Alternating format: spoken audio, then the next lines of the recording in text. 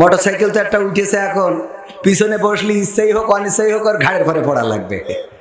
মানে শয়তান যে কত পদে মোটরসাইকেল বানাচ্ছে তা সে বলি শেষ করা যাবে না। দেখেছেন না চাচা? আপনি না দেখলেও অসুবিধে নেই, ইয়াংরা দেখলেই হবে। ওতে ভাবি উঠুক চাচি উঠুক, আমি বলেছি এই মোটরসাইকেলে চাচির তুলাও জায়েজ নেই, কারণ চাচিরও ইমান আমলে সমস্যা হবে, মাথায় রাখবেন ইনশাআল্লাহ।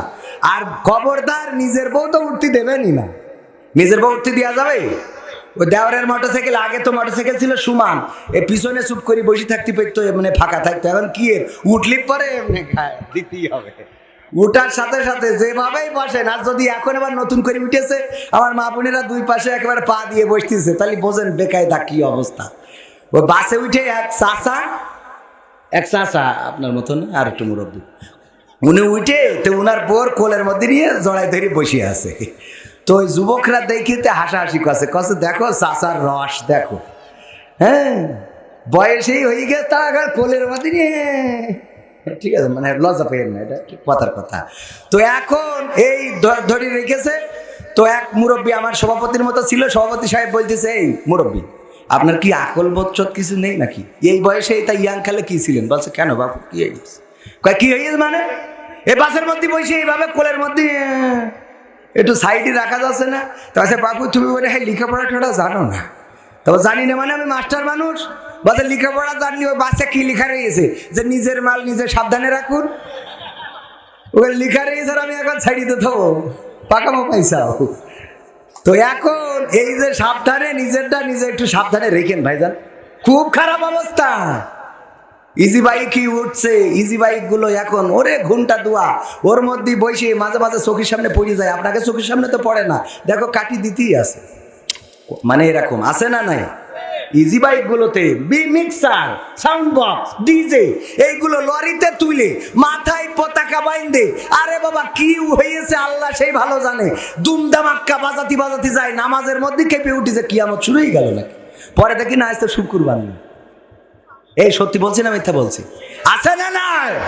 এইগুলো যে যুবকগুলো করছো, ওগো যুবকের আল্লাহকে ভয় করো, আল্লাহর কাছে সাড়া দেওয়া লাগবে। আজ হোক কাল হোক, মৃত্যুবরণ করার পরে কি জবাব দিবা আল্লাহর কাছে? মৃত্যুর কোনো বয়স আছে? মৃত্যুর কোনো বয়স নেই। যে কথা বলছিলাম ইমরান হুসাইন ভাইয়ের সাথে দেখা, মোটরসাইকেলের পিছনে একজন বুরখা টুরখা পরা। আমি বলছি ভাই বিয়ে করলেন তো করলেন না? তো বলছে না, কই না তো। আমি পিছনে কি ভাবি না? তো বলছে না। আমি বলছি কিডা? পরিচয় করাই দিলে এই আমার গার্লফ্রেন্ড। আছে না নাই? ভাইতে উদাহরণ দিলাম, এরকম অনেকেই পরিচয় করায় না। কলেজে গিয়েছেন বেড়াইতে, উনি আর একজনের সাথে বেড়াচ্ছে, কি ব্যাপার তুই বিয়ে করে ফেলেছিস? আরে না, আমার গার্লফ্রেন্ড, আমি বিয়ে করবো হাফেজে কুরআন দেখে। ও হাফেজে কুরআন দেখে বিয়ে করবার, এর সাথে এখন পাকামো করার জায়গা খুঁজে পাই না। ঠিক না বেঠে? মাসুদ ভালো হলো না। ভালো হয়েছে? নতুন করে হয়েছে চালু এ আবার কন্টেন্ট, পরিচয় করাই দেখি এই আমার বয়ফ্রেন্ড। মানে মেয়েরাও পরিচয় করায় না? বাড়ি নিয়ে চলে আসে, মা জিজ্ঞেস করে এই কিডারে? আল্লাহ আম্মা আমার বয়ফ্রেন্ড, আজ 3 মাস ধরে আমরা প্রেম করছি। ওরে বাবা, মানে বাগলির ঝাড়ে কি ঝাড়ে? আজ 3 মাস ধরে আমরা প্রেম করছি আম্মা, উনি তো আপনার জামাই হবে। ওরে জামাই হবে? আবার মেয়ের মা কি কয়? আল্লাহ তা আগের তে বলবি না, আমি একটু নপাড়াতে করে আপেল কিনে আনতাম। আব্বা ভালো আছে আব্বা? ওরে আব্বা আমার, এগুলো বলার দরকার আছে না নাই? এগুলো বললেও তো লজ্জা দিতে পারছি না। লজ্জা যেন পৃথিবীতে উঠে গেছে না? আপনাদের সময় কত লজ্জা ছিল? আগের সময় 100 থাকলে এখন তো 300, ধরু 300 না, এখন 30ও নেই। আছে? আমাদের মাহমুদুল হাসান জিয়াদি ভাই বলছে, একজনের লজ্জা দিতে চাইলো, ওই যে পায়খানা করতেছে মোড়ের মাথায়, কি করছে? রাতের অন্ধকারে তো মোটরসাইকেলে যাচ্ছে, চিন্তা করলে এটা তো বাইরে এই কাজ করা ঠিক না। তো মোটরসাইকেলের হেডলাইটটা ঘুরাই ধরেছে যেন লজ্জা পায়, আজ জীবনে এই কাজ না করে। ও এত লজ্জা পেয়েছে যে লুঙ্গি তুলে মুখ ঢেকে বসে আছে, যে নিচেই যা হয় ও উপরে যেন কেউ দেখতে না পায়। কি বেকায়দা অবস্থা। নতুন করে হয়েছে চালু এ আবার কন্টেন্ট, পরিচয় করাই দেখি এই আমার গার্লফ্রেন্ড। শরমের মাথা মাথা খাইয়া গেছে ওরা পাগল হইয়া, শরমের মাথা খাইয়া গেছে সব পাগল হইয়া, ভবিষ্যৎ দেখি অন্ধকারে। আজকালকের ছেলেরা বই নিয়ে আর বসে না, গুগলে সার্চ করে পড়ে। ওরে কালের মেয়েরা কোরআন হাদিস ধরে না, আমার এখনকার মা বোনেরা কোরআন হাদিস পড়ে না, ওয়াল্লাহ টিকটকে ভিডিও ওরা করে।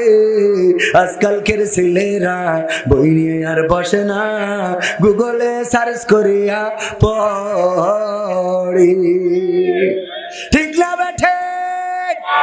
আপনারা ঠিক বললেও ঠিক, যদি ঠিক না বলেন তাও ঠিক, কারণ আমি এই বাংলাদেশের মানুষ, যশোরের মানুষ। আমার ওই যে গদখালিতে এখন বেড়াতে যায়, পিকনিক করতে যায়, ডিজে বাজায়, গান বাজায়, ইজি বাইক, নসিমন, করিমন, কেউ বাবাছে আসছেন। ওখানে আসার পরে একটা শয়তানি স্টেজ বানাইছে, শয়তানি ছোট করে একটা গোল করে স্টেজ বানাইছে, তার চারিপাশে আবার ঘোরার জন্য একটা মোটর লাগিয়ে মোবাইল স্ট্যান্ড বানাই দিয়েছে। আর ওখানে আল্লাহর ওলিরা ওঠে আর তাকে নাকে ধিনতা ড্যান্স করে, আর চারিদিকে দাঁড়িয়ে সবাই ভিডিও করে আর ফেসবুকে ছেড়ে দেয়। দেখেছেন না? দেখেন নাই? এই টিকটক যারা করে ওরা বোরকাওয়ালা আছে, ওরা বোরকা ছাড়া আছে, ওরা টুপিওয়ালা আছে। এমন মাদ্রাসার ছাত্র আমি দেখলাম ওখানে নাচানাচি শুরু করে দিয়েছে, তার মানে আবেগটা কন্ট্রোল করতে পারে না, এমন আছে না নাই? কয়দিন আগে দেখলাম একজন টিকটকার হয়েছে, কোরআনের হাফেজ ছিল, মাদ্রাসার ছাত্র শুধু নয়, কোরআনের হাফেজ, চুল কাটিং মাটিং করে ওই যে লাল মাল মেহেদি দিয়ে মোটামুটি টিকটক করতো। পরবর্তীতে তার হেদায়েত হয়েছে, আল্লাহ রাব্বুল আলামিন আবার তার সুপথে এনেছিলেন, আনার পরে আল্লাহ ডেকে নিয়েছেন, মারা গিয়েছে। এরকম নিউজ আপনাদের চোখের সামনে পড়েছে না পড়ে নাই? পড়েছে কিনা খেয়াল করেছেন না? একজন মাদ্রাসার হিফজুল কোরআন হাফেজ, কোরআনের হাফেজ, উনি মারা গিয়েছেন। টিকটক করতেন, টিকটক করে এত খারাপ হয়ে গিয়েছিল, পরে আবার যখন হেদায়েতের পথে এসেছে আল্লাহ তুলে নিয়েছেন। যাক, আল্লাহ তার ক্ষমা করুন, বলেন আমিন। এই জাতীয় অনেকেই আবেগকে কন্ট্রোল করতে পারে না, আছে না নাই? সমাজ যদি আপনার কোনো এক জায়গায় ঘা হয়, এই ঘায়ের চিকিৎসা যদি সঠিকভাবে করতে না পারেন, শরীরে ছড়ানোর ভয় আছে না নাই? শরীরে ছড়ানোর ভয় আছে কিনা?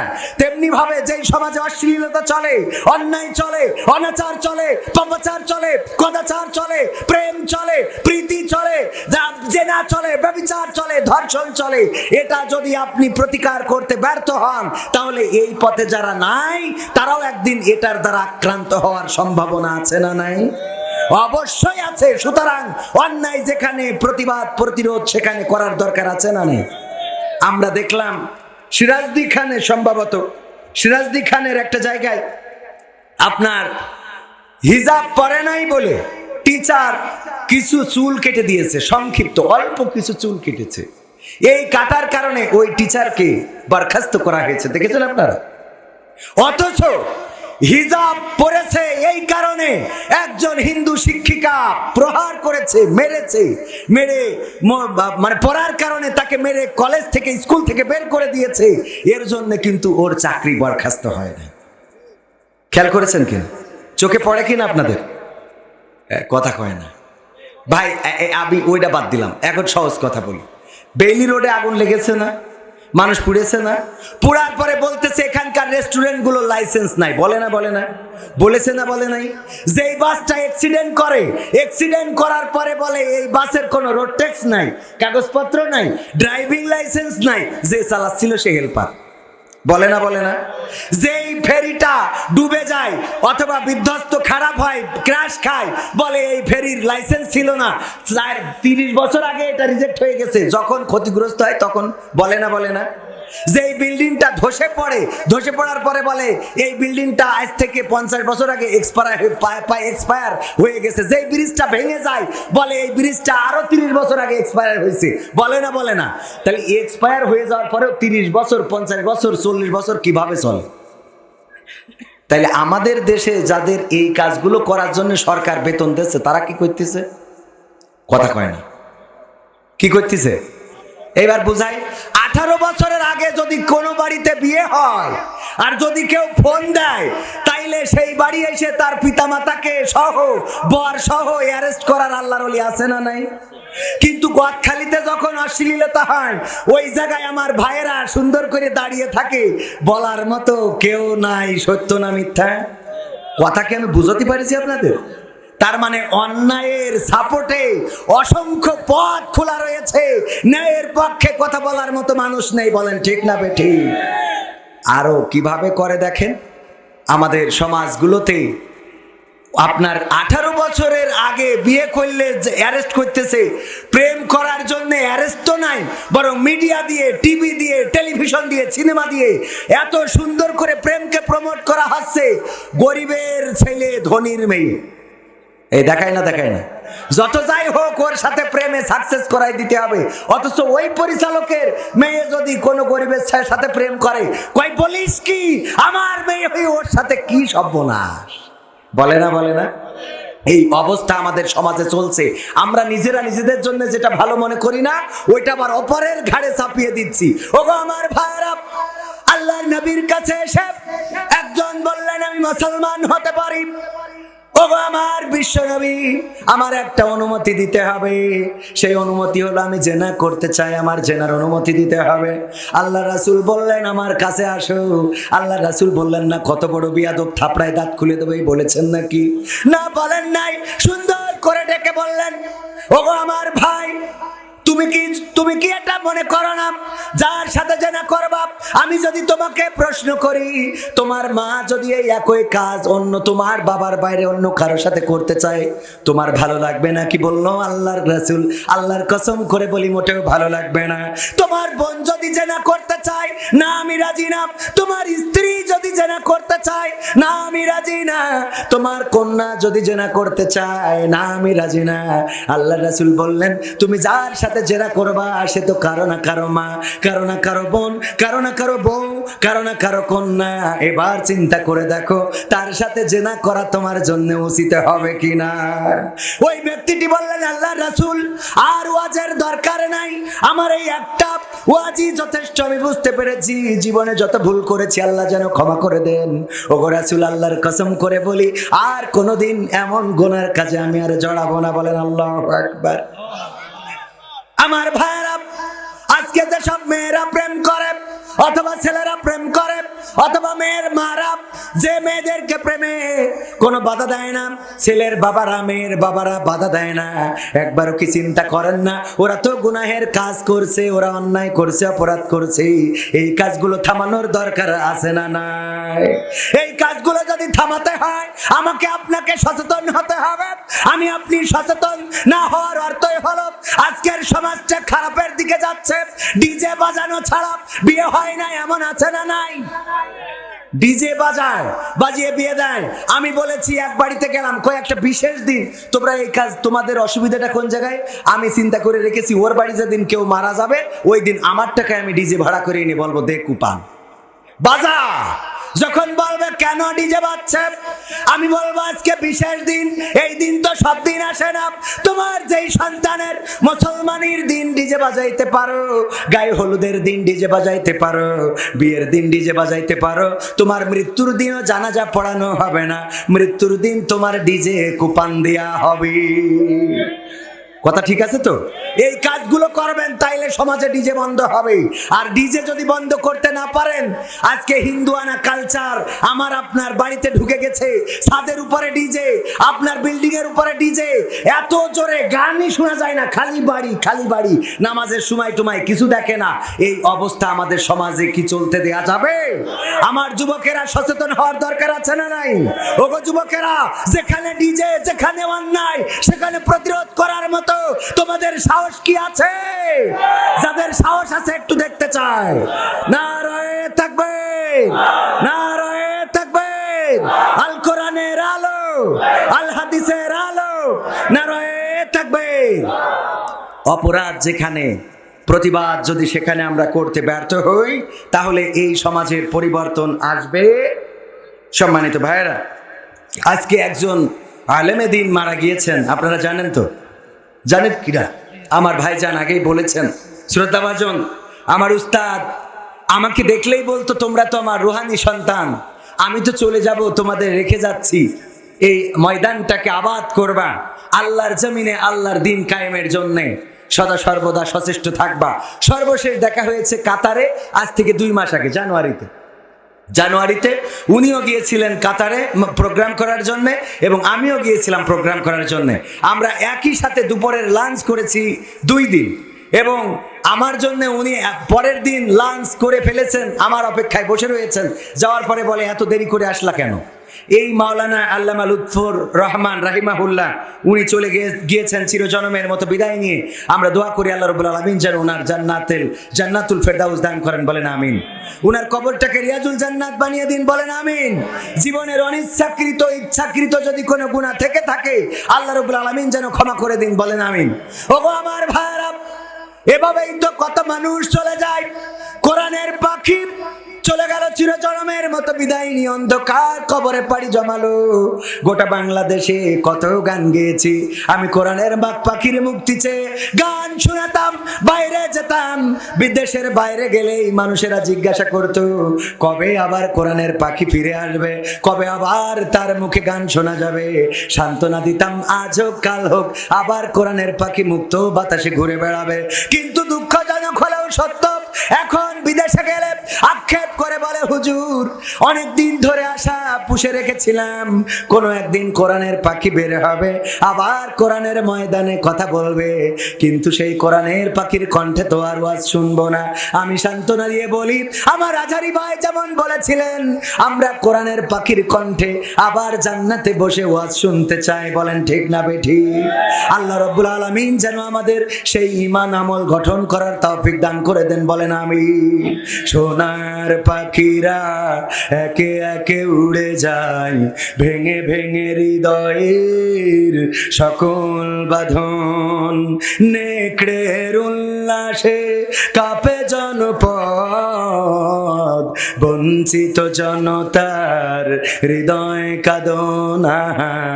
সোনার পাখিরা একে একে উড়ে যায়, ভেঙে ভেঙে হৃদয়ের সকল বাঁধন। পাখিরা ফুলের মতো মোহন পালক, নির্মল জোছনার মিষ্টি আলোক। পাখিরা ফুলের মতো মোহন পালক, নির্মল জোছনার মিষ্টি আলোক।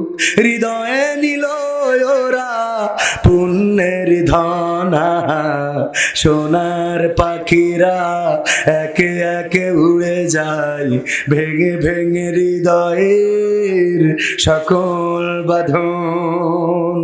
পাখিরা উড়ে যায় আলোকিত জোছনার দেশে, পাখাগুলো জরিদার আলোময় চলে ওরা ভেসে। ওদের প্রাণের সুর হৃদয়ে বাজে, কি সুবাস মধুময় সকল কাজে। ওদের প্রাণের সুর হৃদয়ে বাজে, কি সুবাস মধুময় সকল কাজে। শাহাদাত বেছে নেয় সাহসী যে জনা, সোনার পাখিরা একে একে উড়ে যায়, ভেঙে ভেঙে হৃদয়ের সকল বাঁধন। নেকড়ের উল্লাসে কাঁপে জনপদ, বঞ্চিত জনতার হৃদয় কাঁদনা। সোনার পাখিরা একে একে উড়ে যায়, ভেঙে ভেঙে হৃদয়ের সকল বাঁধন। একে একে উড়ে যায়, কোথায় চলে যায়, কোন দেশে হারিয়ে যায়, আর আমরা এতিম হয়ে যাই। ওদের সাথে আমাদের আর দেখা হবে দেখা হবে না। আল্লাহ রাব্বুল আলামিন যদি ক্ষমা করেন আর জান্নাতে যদি দেখা করার ব্যবস্থা করে দেন, এটাই আমাদের বড় পাওয়া হবে। ওগো আমার ভাইরা, একদিন আমরাও চলে যাব। যেই মানুষটা আজকে চলে গেল, আমি যার জন্য আপনাদের সামনে কথা বলছি, একদিন আমিও চলে যাব। আমাকে নিয়ে অনেক আলেম ওলামা কথা বলবে না, বলবে না। আপনিও চলে যাবেন। অনেকে এখানে আছেন, কার জানাজা কবে হবে আমি জানবো না, আবার আমার জানাজা কবে হবে আপনারা জানবেন না। হঠাৎ শুনবেন কবির বিন সামাদ নাই। এরম শোনা যাবে না, যাবে না? আমরা কে কবে চলে যাব কেউ জানি না, কার যাওয়াটা কবে হবে আমরা কেউ জানি না। সুতরাং যাওয়ার জন্য প্রস্তুত হওয়ার দরকার আছে না নাই? আল্লাহ রাব্বুল আলামিন বললেন পবিত্র কোরআনের সূরা বাকারার আমি যে আয়াতে কারিমা তেলাওয়াত করেছি, আল্লাহ বলছেন কাইফা তাকফুরুনা বিল্লাহি ওয়া কুনতুম আমওয়াতান ফাআহইয়াকুম সুম্মা ইউমিতুকুম সুম্মা ইউহয়িকুম সুম্মা ইলাইহি তুরজাউন। আল্লাহ বলছেন তোমরা কেমন করে আমি আল্লাহকে অস্বীকার করো। কুফরি করা মানে কি? অস্বীকার করা, ভুলে যাওয়া, আল্লাহর বাইরে অন্যকে মাবুদ হিসাবে মেনে নেওয়া, আল্লাহর বাইরে আল্লাহর দেওয়া মতবাদকে ছেড়ে অন্য কারো মতবাদ গ্রহণ করা, আল্লাহর দেওয়া আইন ছেড়ে অন্য কোনো আইনকে সমাজের জন্য কল্যাণকর মনে করা। এটা আল্লাহ আক্ষেপ করে বলছেন যে তোমরা কেমন করে আমাকে ভুলে যাও, আমাকে অস্বীকার করো, আমার সাথে বৃদ্ধাচরণ করো, অথচ তোমরা ছিলে মৃত, তোমাদের কোনো জীবন ছিল না, আকার ছিল না, আকৃতি ছিল না। আমি তোমাদের জীবন দিয়েছি, আবার একদিন আমি তোমাদের মৃত্যু ঘটাবো, আবার আমি তোমাদের পুনরুজ্জীবিত করব। বেলা শেষে ফিরে যাওয়া লাগবে কার কাছে? যাবেন না কে কে? কইছি যাবেন না কে কে? যাওয়া লাগবে না এমন কেউ কি আছেন? ও তোমার গোনা দিন ফুরাইয়া যাবে, গোনা দিন ফুরাইয়া যাবে, যৌবনে লাগবে ভাটি। ওই যে দেখো ডাকিতেছে তোমায় কবরের মাটি, ওই যে দেখো ডাকিতেছে তোমায় কবরের মাটি। সন্ধ্যার আগে যেদিন ডুবিবে বেলা, এক পলকে ভেঙে যাবে তোমার রঙেরই মেলা। সন্ধ্যার আগে যেদিন ডুবিবে বেলা, এক পলকে ভেঙে যাবে তোমার রঙেরই মেলা। ওরে কারে দিবা তুমি জোরে ধমক, কারে দিবা তুমি জোরে ধমক, কার মাথায় ভাঙবা লাঠি। ওই যে দেখো ডাকিতেছে তোমায় কবরের মাটি, ওই যে দেখো ডাকিতেছে তোমায় কবরের মাটি। খবর পেয়ে আসবে আত্মীয় স্বজন,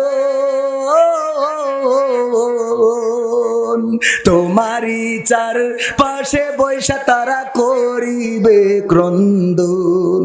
খবর পেয়ে আসবে আত্মীয় স্বজন, তোমারই চার পাশে বৈশা তারা করিবে ক্রন্দন। সাজাইবে মনের মতন, সাজাইবে মনের মতন কি সুন্দর পরিপাটি।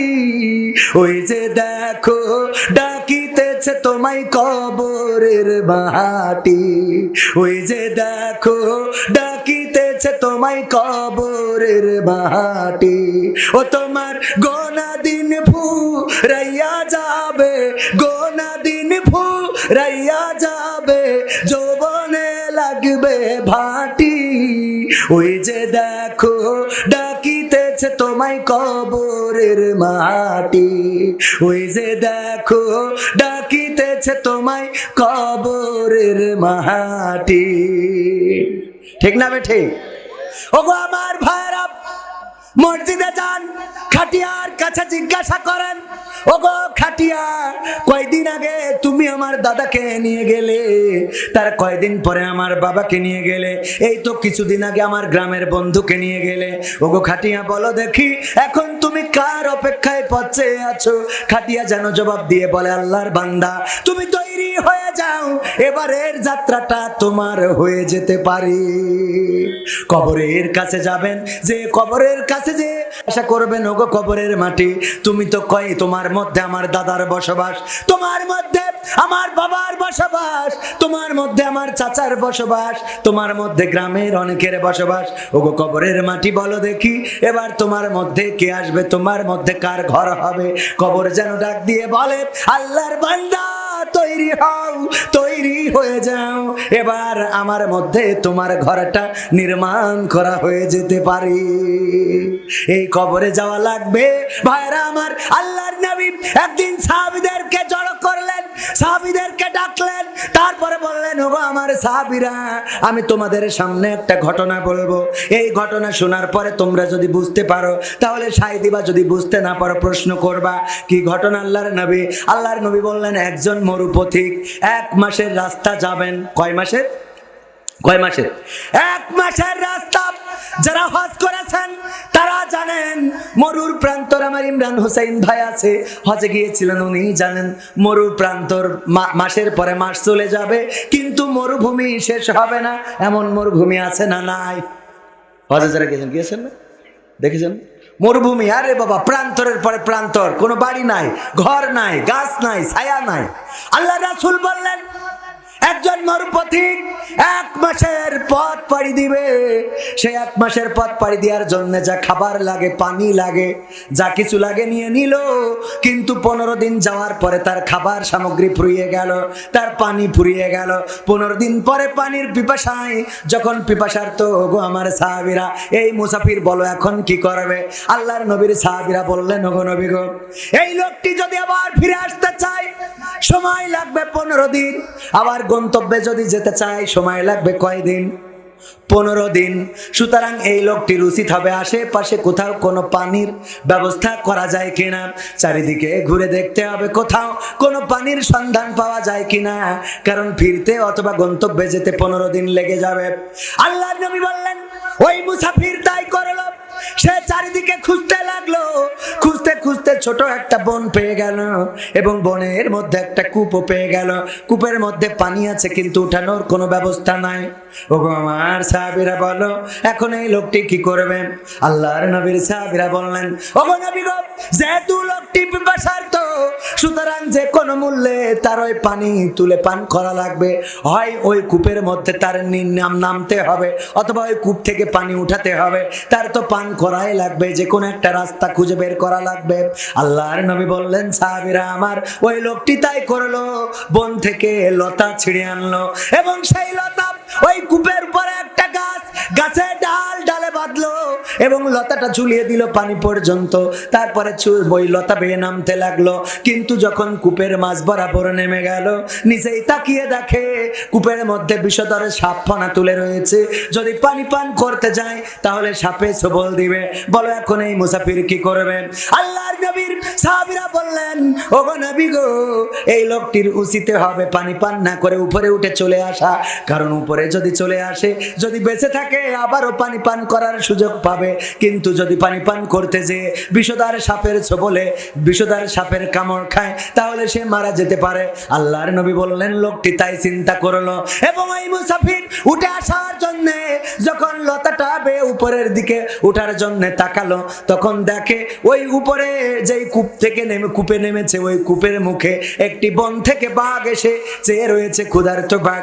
যদি সে উপরে ওঠে তাহলে তাকে বাঘে খেয়ে ফেলবে। এখন লোকটি কি করবে? আল্লাহর নবীর সাহাবীরা বললেন, ও নবী, এই লোকটির উচিত হবে ওই লতাটা আঁকড়ে ধরে বসে থাকা ততক্ষণ পর্যন্ত, যতক্ষণ পর্যন্ত না ওই সাপ পানির মধ্যে চলে যায় অথবা ওই বাঘ বনে চলে যায়।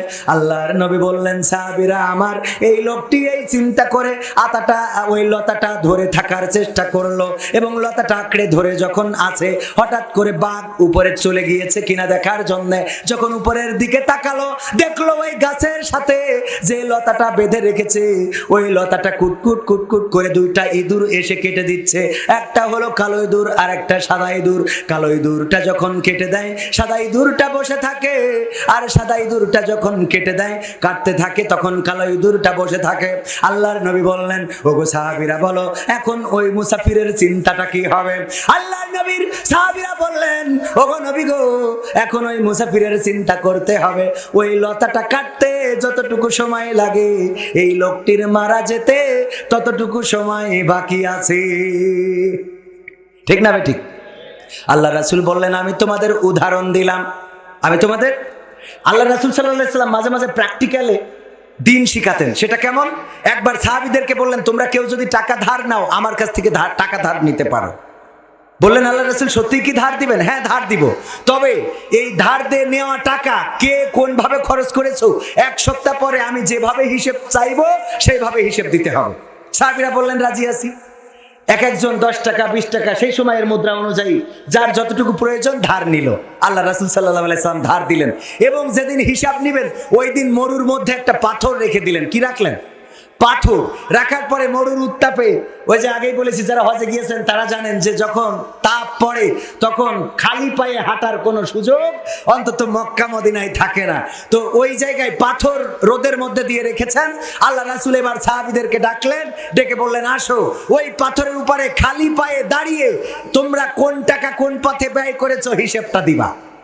সাহাবীরা ওঠে, আর যেই হিসাব দিতে যায় সেই পায়ে এত তাপ লাগে যে সাথে সাথে ঝাঁপ দেয়। ওমর রাদিয়াল্লাহু তাআলা আনহু অল্প টাকা নিয়েছিলেন এবং খুব দ্রুতই নিজের হিসেবটা শেষ করে ঝাঁপ দিয়েছিলেন এবং বললেন, আমি সাকসেস। আল্লাহ রাসূল বললেন, আমি তোমাদের এটা করেছি এই জন্যে যে পরকালের ময়দান, গোটা জিন্দেগির আয় ব্যয়ের হিসাব, উপার্জনের হিসাব, টাকার হিসাব, আমলের হিসাব সব দিতে হবে উত্তপ্ত ময়দানে থেকে।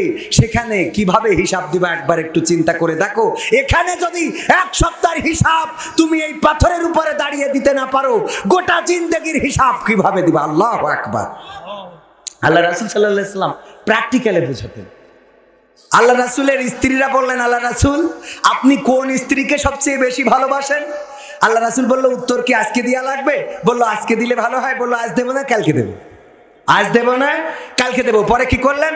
রাত্রে সব বিবিদের ঘরে গেলেন এবং একটা করে খুরমা দিলেন আর বললেন, এই যে খুরমা দিলাম আর কেউ যেন না জানে, অন্তত আমার জিন্দেগিতে কারো কাছে যেন বলবা না যে আমি তোমাকে খুরমা দিয়েছি। সব বিবিকে খুরমা দিলেন। দেওয়ার পরে পরের দিন বললেন, তোমরা জিজ্ঞেস করেছিলে কাকে বেশি ভালোবাসি, আজকে কি বলবো? বললো, অবশ্যই রাসূল, আমরা শোনার জন্য তো উদ্গ্রীব হয়ে আছি। আল্লাহ রাসূল বললেন, আমি গতকাল রাতে যার ঘরে যে একটা খেজুর দিয়েছি তাকে বড় বেশি ভালোবাসি। দিয়েছেন সব স্ত্রীর যে কয়জন ছিল, 7 জন, মতান্তরে 9 জন একসাথে, এই সবাইকে দিয়েছেন এবং সবাই খুশি হয়ে গেল। আল্লাহ রাসূল তো আমার ঘরে এসে আমাকে একটা খেজুর দিয়েছে। এটা ছিল রাসূল সাল্লাল্লাহু আলাইহি সাল্লামের হিকমত। বলেন আলহামদুলিল্লাহ। আল্লাহ রাসূল স্ত্রীদের নিয়ে আনন্দ করতেন কেমন? আম্মা আয়েশা রাদিয়াল্লাহু তাআলা আনহার খবর আপনারা জানেন। ডাক দিয়ে বললেন, ও আয়েশা, চলো, জ্যোৎস্না রাত, চাঁদনি রাত, আমরা একটু দৌড়াবো, ওই টিলাটা পর্যন্ত দৌড় দেব, দেখি কে আগে পৌঁছায়। দৌড় দিলেন। আম্মা আয়েশা রাদিয়াল্লাহু তাআলা আনহা ফার্স্ট হয়ে গেলেন। আল্লাহ রাসূল সাল্লাল্লাহু আলাইহি সাল্লামকে বললেন, আমি তো গোল দিয়ে দিয়েছি, আমি গোল দিয়ে দিয়েছি। আল্লাহ রাসূল বললেন, অসুবিধা নাই। আবার কিছু কাল যাওয়ার পরে আল্লাহ রাসূল বললেন, আয়েশা, চলো আজকে চাঁদনি রাত, আমরা একটু দৌড় দেব, আমরা দৌড়াবো আবার ওই টিলাটা পর্যন্ত। দৌড় দিলেন। এবার রাসূল ফার্স্ট হয়ে গেলেন। আম্মা আয়েশা রাদিয়াল্লাহু তাআলা আনহা লজ্জায় পড়ে গেলেন, মাথা নিচু করে বললেন, ওগো বিশ্বনবী, আমি আগের চেয়ে একটু ভারী হয়ে গেছি, একটু মোটা হয়ে গেছি, এই জন্য আপনার সাথে তো দৌড়াতে পারলাম না। আল্লাহ রাসূল বললেন, লজ্জা পাওয়ার কিছু নাই, তুমি আমার একদিন গোল দিয়ে দিয়েছিলে, আজকে তোমার আমি টুকরা করে পরিশোধ করে দিলাম। বলেন সুবহানাল্লাহ। আমার রাসূল এইভাবে স্ত্রীদের বিনোদন দিতেন। আর এখন আমাদের স্ত্রীদের নিয়ে এমন বিনোদন দেওয়ার মতো কোন আল্লাহর ওলি আছে নাকি? আছেন? যা আপনার স্ত্রীকে নিয়ে, আমি গত কোন জায়গায় বলেছি, আপনার স্ত্রীকে নিয়ে র্যাকেট খেলবেন, তবে এই র্যাকেট খেলা আবার যেন স্ত্রীর সাথে আবার দেওয়ার করে না, এদিকটা খেয়াল রাখবেন। র্যাকেট খেলা কি খারাপ? না, স্ত্রীর সাথে খেলবেন, পাঁচিল দিয়া বাড়িতে লাইট লাগাই এমন জায়গায় খেলার দরকার নেই যাবার অন্যরা ভিডিও করে বা ফেসবুকে ছেড়ে যায়। হ্যাঁ, এদিকটা খেয়াল রাখবেন। এখন তো বেকায়দা সব ভিডিও হয়ে যায়। কোনে কি আগে টয়লেটে গেলে চারিপাশে তাকাই দেখিন যে কি আছে কি নেই, শয়তানের অভাব আছে? কোথায় কোন ভিডিও হয়ে যাচ্ছে, আর আল্লাহর কাছে ক্যামেরার অভাব আছে? সুতরাং আমি সূরা আল ইমরানের যে আয়াতটা বলেছিলাম, মনে আছে কিনা? ইয়া আইয়ুহাল্লাযীনা আমানুত্তাকুল্লাহ হাক্কা তুকাতিহি ওয়া লা তামুতুন্না ইল্লা ওয়া আনতুম মুসলিমুন। যে আল্লাহ বলছে ভয় করো যেমন করে ভয় করা উচিত। কেমন ভয়? আপনার মাথার উপরে সদা সর্বদা দিনের আলোতে রাতের অন্ধকারে সব কিছু আল্লাহর কাছে রেকর্ড হচ্ছে না? হচ্ছে না?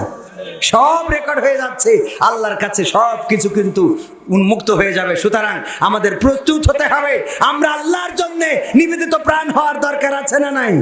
আল্লাহর জমিনে আল্লাহর দিন কায়েম করার জন্য, আল্লাহর জমিনে আল্লাহর কোরআন কায়েম করার জন্য নিবেদিত প্রাণ হওয়ার দরকার আছে না নাই? যেমন নিবেদিত প্রাণ ছিলেন কোরআনের পাখি, যেমন নিবেদিত প্রাণ ছিলেন আল্লামা লুৎফুর রহমান, অনেকেই কোরআনের সাথে থাকার কারণে শহীদ হয়ে আল্লাহর কাছে পৌঁছে গিয়েছে না যায় নাই? কোরআনের সাথে যারা করবে দ্বন্দ্ব তাদের সাথে কবু হবে না আপোষ। হবে? কোরআনের সাথে যারা করবে দ্বন্দ্ব তাদের সাথে কবু হবে না আপোষ। কোরআনের সাথে যারা করবে দ্বন্দ্ব তাদের সাথে কবু হবে না আপোষ। জেল জুলুম হলেও হবে, জেল জুলুম হলেও হবে, বিবেকের কাছে তবু রব নির্দোষ। আমার রবের কাছে রব নির্দোষ, মহান প্রভুর কাছে রব নির্দোষ। কোরআনের সাথে যারা করবে দ্বন্দ্ব তাদের সাথে কবু হবে না। কোরআনের কথা যারা বলে যায় আজ তাদের দমাতে কত ফন্দি, কাউকে ধরে নিয়ে দিয়েছে ফাঁসি, কাউকে রেখেছে আজ বন্দি। রেখেছে না রাখে নাই? আল্লামা মামুনুল হক এখনো কারাগারে আছে না নাই? অথচ পরিমণি যখন জেলখানায় যায়, পরিমণি বের হলো, ডাক্তার সাহেব বের হলো, ডাক্তার সাবরিনা বের হলো, কিন্তু আমার মামুনুল হকের এখন পর্যন্ত জামিন হইল না। ঠিক না বেঠে? ঠিক না বেঠে? শুধু তাই না, ওরা যখন বের হয় ওদের হাতে মেহেদির রং পাওয়া যায়, আর আলেম ওলামা যখন বের হয় হুইল চেয়ারে করে বের করা লাগে। সত্য বলছি না মিথ্যা বলছি? কোরআনের সাথে যারা করবে দ্বন্দ্ব তাদের সাথে কবু হবে না আপোষ। কোরআনের পথে যারা চলে যায় আজ তাদের দমাতে কত ফন্দি, কাউকে ধরে নিয়ে দিচ্ছে ফাঁসি, কাউকে রেখেছে আজ বন্দি। হক কথা বললেই জ্বলে যায় গাত, কোরআনের কথা সইতে পারে না। হক কথা বললেই জ্বলে যায় গাত, কোরআনের কথা সইতে পারে না। জানি না তাদের আমাদের পরে কেন এত আক্রোশ। জেল জুলুম হলেও হবে, জেল জুলুম হলেও হবে, বিবেকের কাছে তবু রব নির্দোষ। আমার রবের কাছে রব নির্দোষ, মহান প্রভুর কাছে রব নির্দোষ। কোরআনের সাথে যারা করবে দ্বন্দ্ব তাদের সাথে কবু হবে না। কোরআনের কথায় আজ বলতে গেলে আসছে বাধা কত ভাবে, কোরআন প্রেমিকেরা হাতে রেখে হাত সামনে এগিয়ে যাবে। সেই মুসলমান কি এখানে আছে? আছে? কোরআনের কথায় আজ বলতে গেলে আসছে বাধা কত ভাবে, কোরআন প্রেমিকেরা হাতে রেখে হাত সামনে এগিয়ে যাবে। হক কথা বলতে করি না কো ভয়, জীবনের বিনিময়ে আনবো বিজয়।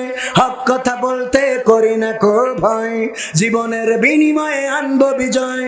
বুকে আছে শক্তি, অন্তরে আছে সাহস।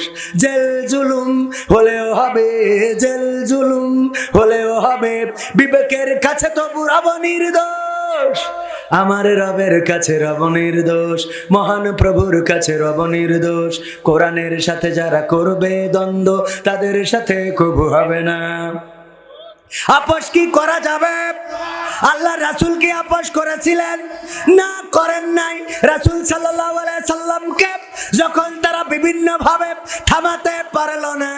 কখনো গায়ে থুতু নিক্ষেপ করলো, কখনো পাথর ছুঁড়ে মারলো, কখনো আল্লাহ রাসূল সিজদায় যাওয়ার পরে উটের মরা পচা নাড়ি ভুড়ি গুলো চাপিয়ে দিল। এরপরেও যখন রাসূলের দিনের দাওয়াত থেকে থামাতে পারলো না, তখন আবু তালিবকে ডেকে বলল, আবু তালিব, তুমি তোমার ভাতিজাকে বলে দাও আমাদের পক্ষ থেকে 3টা প্রস্তাব। 1 নম্বর, যদি তোমার ভাতিজা এই মক্কায় সবচেয়ে ধনী ব্যক্তি হতে চায়, তাইলে তার টাকা দেব, পয়সা দেব, ধনী বানিয়ে দেব, এই মক্কার সবচেয়ে ধনী লোক বানিয়ে দেব। তোমার ভাতিজাকে 2 নম্বর প্রস্তাব, যদি সে এই মক্কায় সবচেয়ে সুন্দরী নারী চাই, সুন্দরী নারী তাকে দেয়া হবে, সবচেয়ে সুন্দরী নারীটা মুহাম্মাদের জন্য করে দেব। আর 3 নম্বর প্রস্তাব, যদি সে এই মক্কার নেতা হইতে চায়, ক্ষমতা চায়, তাইলে তাকে ক্ষমতা দিয়ে দেব, দেখো রাজি হয় কিনা। আল্লাহ রাসূলকে যখন আবু তালিব ডাকলেন, ডেকে বললেন, ওগো মুহাম্মদ, কাফেররা তোমাকে 3টা প্রস্তাব দিয়েছে, 3টার যে কোনো একটা অথবা 3টায় যদি মেনে নাও, তাও তারা রাজি আছে। কি কি প্রস্তাব? এই 3টি প্রস্তাব। আল্লাহ রাসূল সাল্লাল্লাহু আলাইহি সাল্লাম বললেন, চাচা, প্রস্তাবগুলো আমি মেনে নিলাম। কথা কয় না? প্রস্তাবগুলো মেনে নিয়েছে? তাহলে না বললেন না কেন? কষ্ট হয়ে যাচ্ছে বাজান? আর একটু সময় থাকা যাবে? কষ্ট হচ্ছে? কষ্ট অনেকের হইতে পারে, অনেকেই, সবাই তো সব কথা ভালো লাগবে না, সব হুজুরির কথা সবার ভালো লাগার কথাও না। আবার আমি তো এখনো এত বড় হইনি, তারপরেও এই লেখার ছেলে আপনারা যে আছেন, আমি এতেই আলহামদুলিল্লাহ নিজেকে গর্ববোধ করতেছি যে আপনারা এখনো আছেন। সুতরাং আপনারা যদি থাকেন তাহলে এখনো খেলা হবে। থাকবেন? মা বোনেরা আছে না নাই? মা বোনদের জন্য ওয়াজ করার দরকার আছে না নাই? মা বোনেদের জন্য 2টা ওয়াজ করব, কারণ মা বোনেরা পুরুষদের থেকে বেশি না কম, অনেক বেশি। আপনাদের 1 প্যান্ডেলে হয়ে গেছে, আর মা বোনেদের 3 প্যান্ডেলেও কভার হচ্ছে। মা বোনেরা সব জায়গায় বেশি আছে না নাই? বাজারে বেশি, দোকানে বেশি, সিরিয়ালে বেশি, ব্যাংকে বেশি। আপনার আল্লাহ রাসূল মেরাজে গেল, সেখান থেকে ফিরে এসে বলল, আমি দেখলাম অধিকাংশ নারীরাই জাহান্নামী। নাউজুবিল্লাহ বলবেন না? তার মানে ওখানেও সব জায়গায় বেশি। আল্লাহ রাসূলের সাহাবীরা বললেন, ও রাসূল, নারীরা কেন জাহান্নামে বেশি? আল্লাহ রাসূল বললেন, 2টা কারণে। কয়টা কারণ? কয়টা? একটু জোরে বলেন, কারণ কয়টা? 2টা কারণে জাহান্নামে বেশি। আল্লাহ রাসূলের সাহাবীরা বললেন, কারণ 2টা কি? আল্লাহ রাসূল বললেন, 1 নম্বর কারণ হলো নারীরা তাদের স্বামীর প্রতি অকৃতজ্ঞ থাকে। 1 নম্বর কারণ কি? অকৃতজ্ঞ থাকে। কেমন অকৃতজ্ঞ? আমার ইমরান হুসাইন ভাই বিয়ে করার পর থেকে যাই কিনে আনে, ভাবির পছন্দ হয় না। কয়, তুমি যা কিনে চাও, কি পাতে তোলা যায়, এ কি খাওয়া যায়, এই বেগুন কি রান্না করা যায়, এই মাছ কি রান্না করা যায়, এই আলু কি সিদ্ধ হয়, এই তরকারি কি রান্না চুলাই দেওয়া যায়, এই কাপড় কি পরা যায়, এই গরু কি গোয়ালে রাখা যায়, এই ছাগল কি কুরবানি করা যায়। আছে না? মানে যাই করেন একটাও ভালো হয় না। এই জমি কি আবাদ করা যাবে, এই গরু থেকে দুধ হবে, মানে যাই করে ওর কিছু হয়। অথচ ভাল লাগে কার? কবির বিন সামাদের পাঞ্জাবি কত সুন্দর, কোটি কত সুন্দর, কবির বিন সামাদের বোর শাড়িটা কত সুন্দর, কবির বিন সামাদের বোর 3 পিস কত সুন্দর। ওই পরের জিনিস পছন্দ হয়, নিজের জিনিস পছন্দ হয় না, এমন আছে না? না, কিচ্ছু ভাল লাগে না। খালি এরপরে থাকে। আমার ইমরান হোসেন ভাই বলতেছে, ভাই আমি একটু বুদ্ধি করলাম। কি বুদ্ধি? যশোরে দড়াটানার থেকে, এইচএম রোডের থেকে আমি একটা খুব পছন্দের শাড়ি কিনেছি। কি কিনেছে? শাড়ি, খুব সুন্দর শাড়ি। ওটা কিনে এনে ডাইনিং টেবিলে রেখে স্ত্রী বলছি, স্ত্রী খাতি দাও। তো স্ত্রী খাতি দিয়ে খালি 8 চোখে শাড়িটার দিক তাকাচ্ছে যে শাড়িটা কার। তো জিজ্ঞেস করার সাহসও পাচ্ছে না, আমি কিছু বলি নাই তো। তারপরে এক পর্যায়ে সহ্য করতে না পেরে বলছে যে শাড়ি কার। তাই আমি বললাম, এই কবির বিন সামাদ কিনেছে ওর বোঝ জন্য। বলছে, দেখো শাড়িটার কালার কত সুন্দর, রং কত সুন্দর, সুতা কত সুন্দর, পাড় কত সুন্দর, আর তুমি যা কেন তা কি পরা যায়? আছে না? তোমার সাথে আমার আব্বা বিয়ে দিয়ে আমার কয়েল পর্যন্ত জ্বালাই দিয়েছে। কি দেখেছে বিয়ে দিছিল? আমি বলে তোমার ঘর সংসার করছি গো, নাইলে তোমার সংসার করার মতো মানুষ পাওয়া যেত না।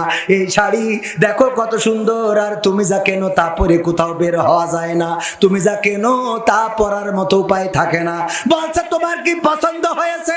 হ্যাঁ বড্ড পছন্দ হয়েছে, তাইলে এই শাড়ি তুমি নাও। কবির বিন সামাদ আমার বন্ধু মানুষ, আমি তার বুঝায় বলবানে, যদি সে বুঝ না মানে আমি তার জরিমানা দিয়া লাগে দিবানে। যদি সে আমার নামে মামলা করে, কেস করে, জেল হয়, ফাঁসি হয়, যা হয় হইবানে, তাও তোমার জন্য খাটতি রাজি আছি। তুমি শাড়িটা নাও। বউ শাড়িটা নিয়ে ওরে আনন্দ দেখে কি ডারে। শোয়ার সময় ইমরান হোসেন ভাই বলছে, স্ত্রী গো আমি যে শাড়িটা আনলাম তোমার পছন্দ হয়েছে নাকি? কয় পছন্দ হবে না কেন? তুমি যা কেন তা তো পরা যায় না। তোমার চোখ তো আল্লাহ দুটা মার্বেল দিয়েছে, তুমি ওই চোখে ভালো করে দেখো না। তোমার বন্ধু কিনেছে কবির বিন সামাদ তার বোর জন্য কত সুন্দর শাড়ি, আমার আজকে একটা মনোভূত শাড়ি হয়েছে। ইমরান হোসেন ভাই বলছে, ওই বিবি গো বলা যায় না কে কবে মারা যাব। হতে পারে আজকে রাত্রে তুমি চলে যেতে পারো, অথবা আমি চলে যেতে পারি। আমার মনের কথাটা যদি তোমারে না বলে মারা যায়, অথবা তুমি যদি চলে যাও, তাইলে বড্ড কষ্ট থেকে যাবে। দেখো আমি আসলে নিজের টাকা দিয়ে নিজে পছন্দ করে আজকে তোমার জন্য এই শাড়িটা এনেছি। বলছে তালিয়ের রং থাকবে না। তালিয়ের ওর কি খুশি করা কোনোভাবে সম্ভব? বলেন, তালিয়ের রং থাকবে না এমন নারী আছে না নাই? যাই করেন ওর পছন্দ হবে না। আমার ইমরান ভাইয়ের বউ কিন্তু এই কাজ করেনি, এটা উদাহরণ দিলাম ভাইকে দিয়ে। এক হুজুর আমার সাথে এই ঘটনা বলেছিল কুমিল্লায়। এক হুজুর কুমিল্লায় আমাকে এই ঘটনা বলছে যে এই বুদ্ধি করে এইভাবে ধরা খাইছি। শুধু তাই না, আমার সভাপতি সাহেব নাম কি, জনাব হযরত মাওলানা আব্দুল আজিজ সাহেব, অত্যন্ত শ্রদ্ধাভাজন ব্যক্তি। মাহমুদ ভাই আমাদের যুবক মানুষ, আমার সাথে কেবল পরিচয় হলো, ইতিপূর্বে কথা হয়েছে। ওনার কলিজার টুকরা সন্তান আমাদের মাওলানা সাহেব, উনি যখন বিয়ে করেছিলেন ওনার স্ত্রী শ্বশুর বাড়ি থেকে একটা গরু পেয়েছিল।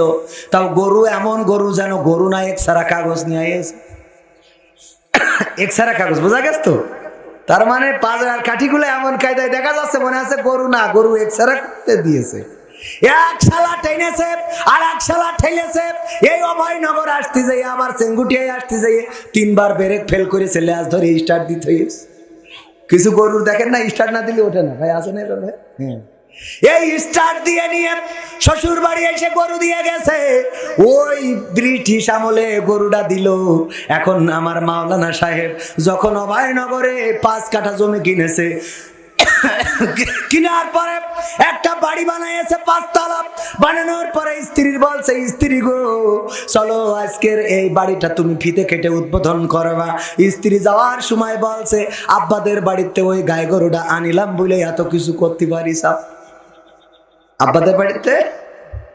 তারপরে কয়দিন পরে ঘর ভাড়া উঠায় ঘর ভাড়া উঠানোর কারণে অনেক টাকা হয়ে গেছে। একটা গাড়ি কিনেছে 4 চাকার গাড়ি কিনে স্ত্রীর বলছে, স্ত্রী গো আজকে এই গাড়িতে তুমি আমার বাঁ পাশে বসবা, আমি তোমার নিয়ে চালাই বেড়াবো, তুমি প্রথমেই আমার এই গাড়িতে উঠবা। গাড়ির দরজা খুলে বলছে, আব্বাকে বাড়িতে গায়ে গরুটা আনিলাম বুঝলে, না হলে এই গাড়ি হতো। ও আমার ভাইরা, এরপরে একটা বাস কিনেছে, ট্রাক কিনেছে, যাই করেছে, খালি বক্তব্য হলো আব্বাদের বাড়িতে গায়ে গরুটা এনে দিলাম বুঝলে।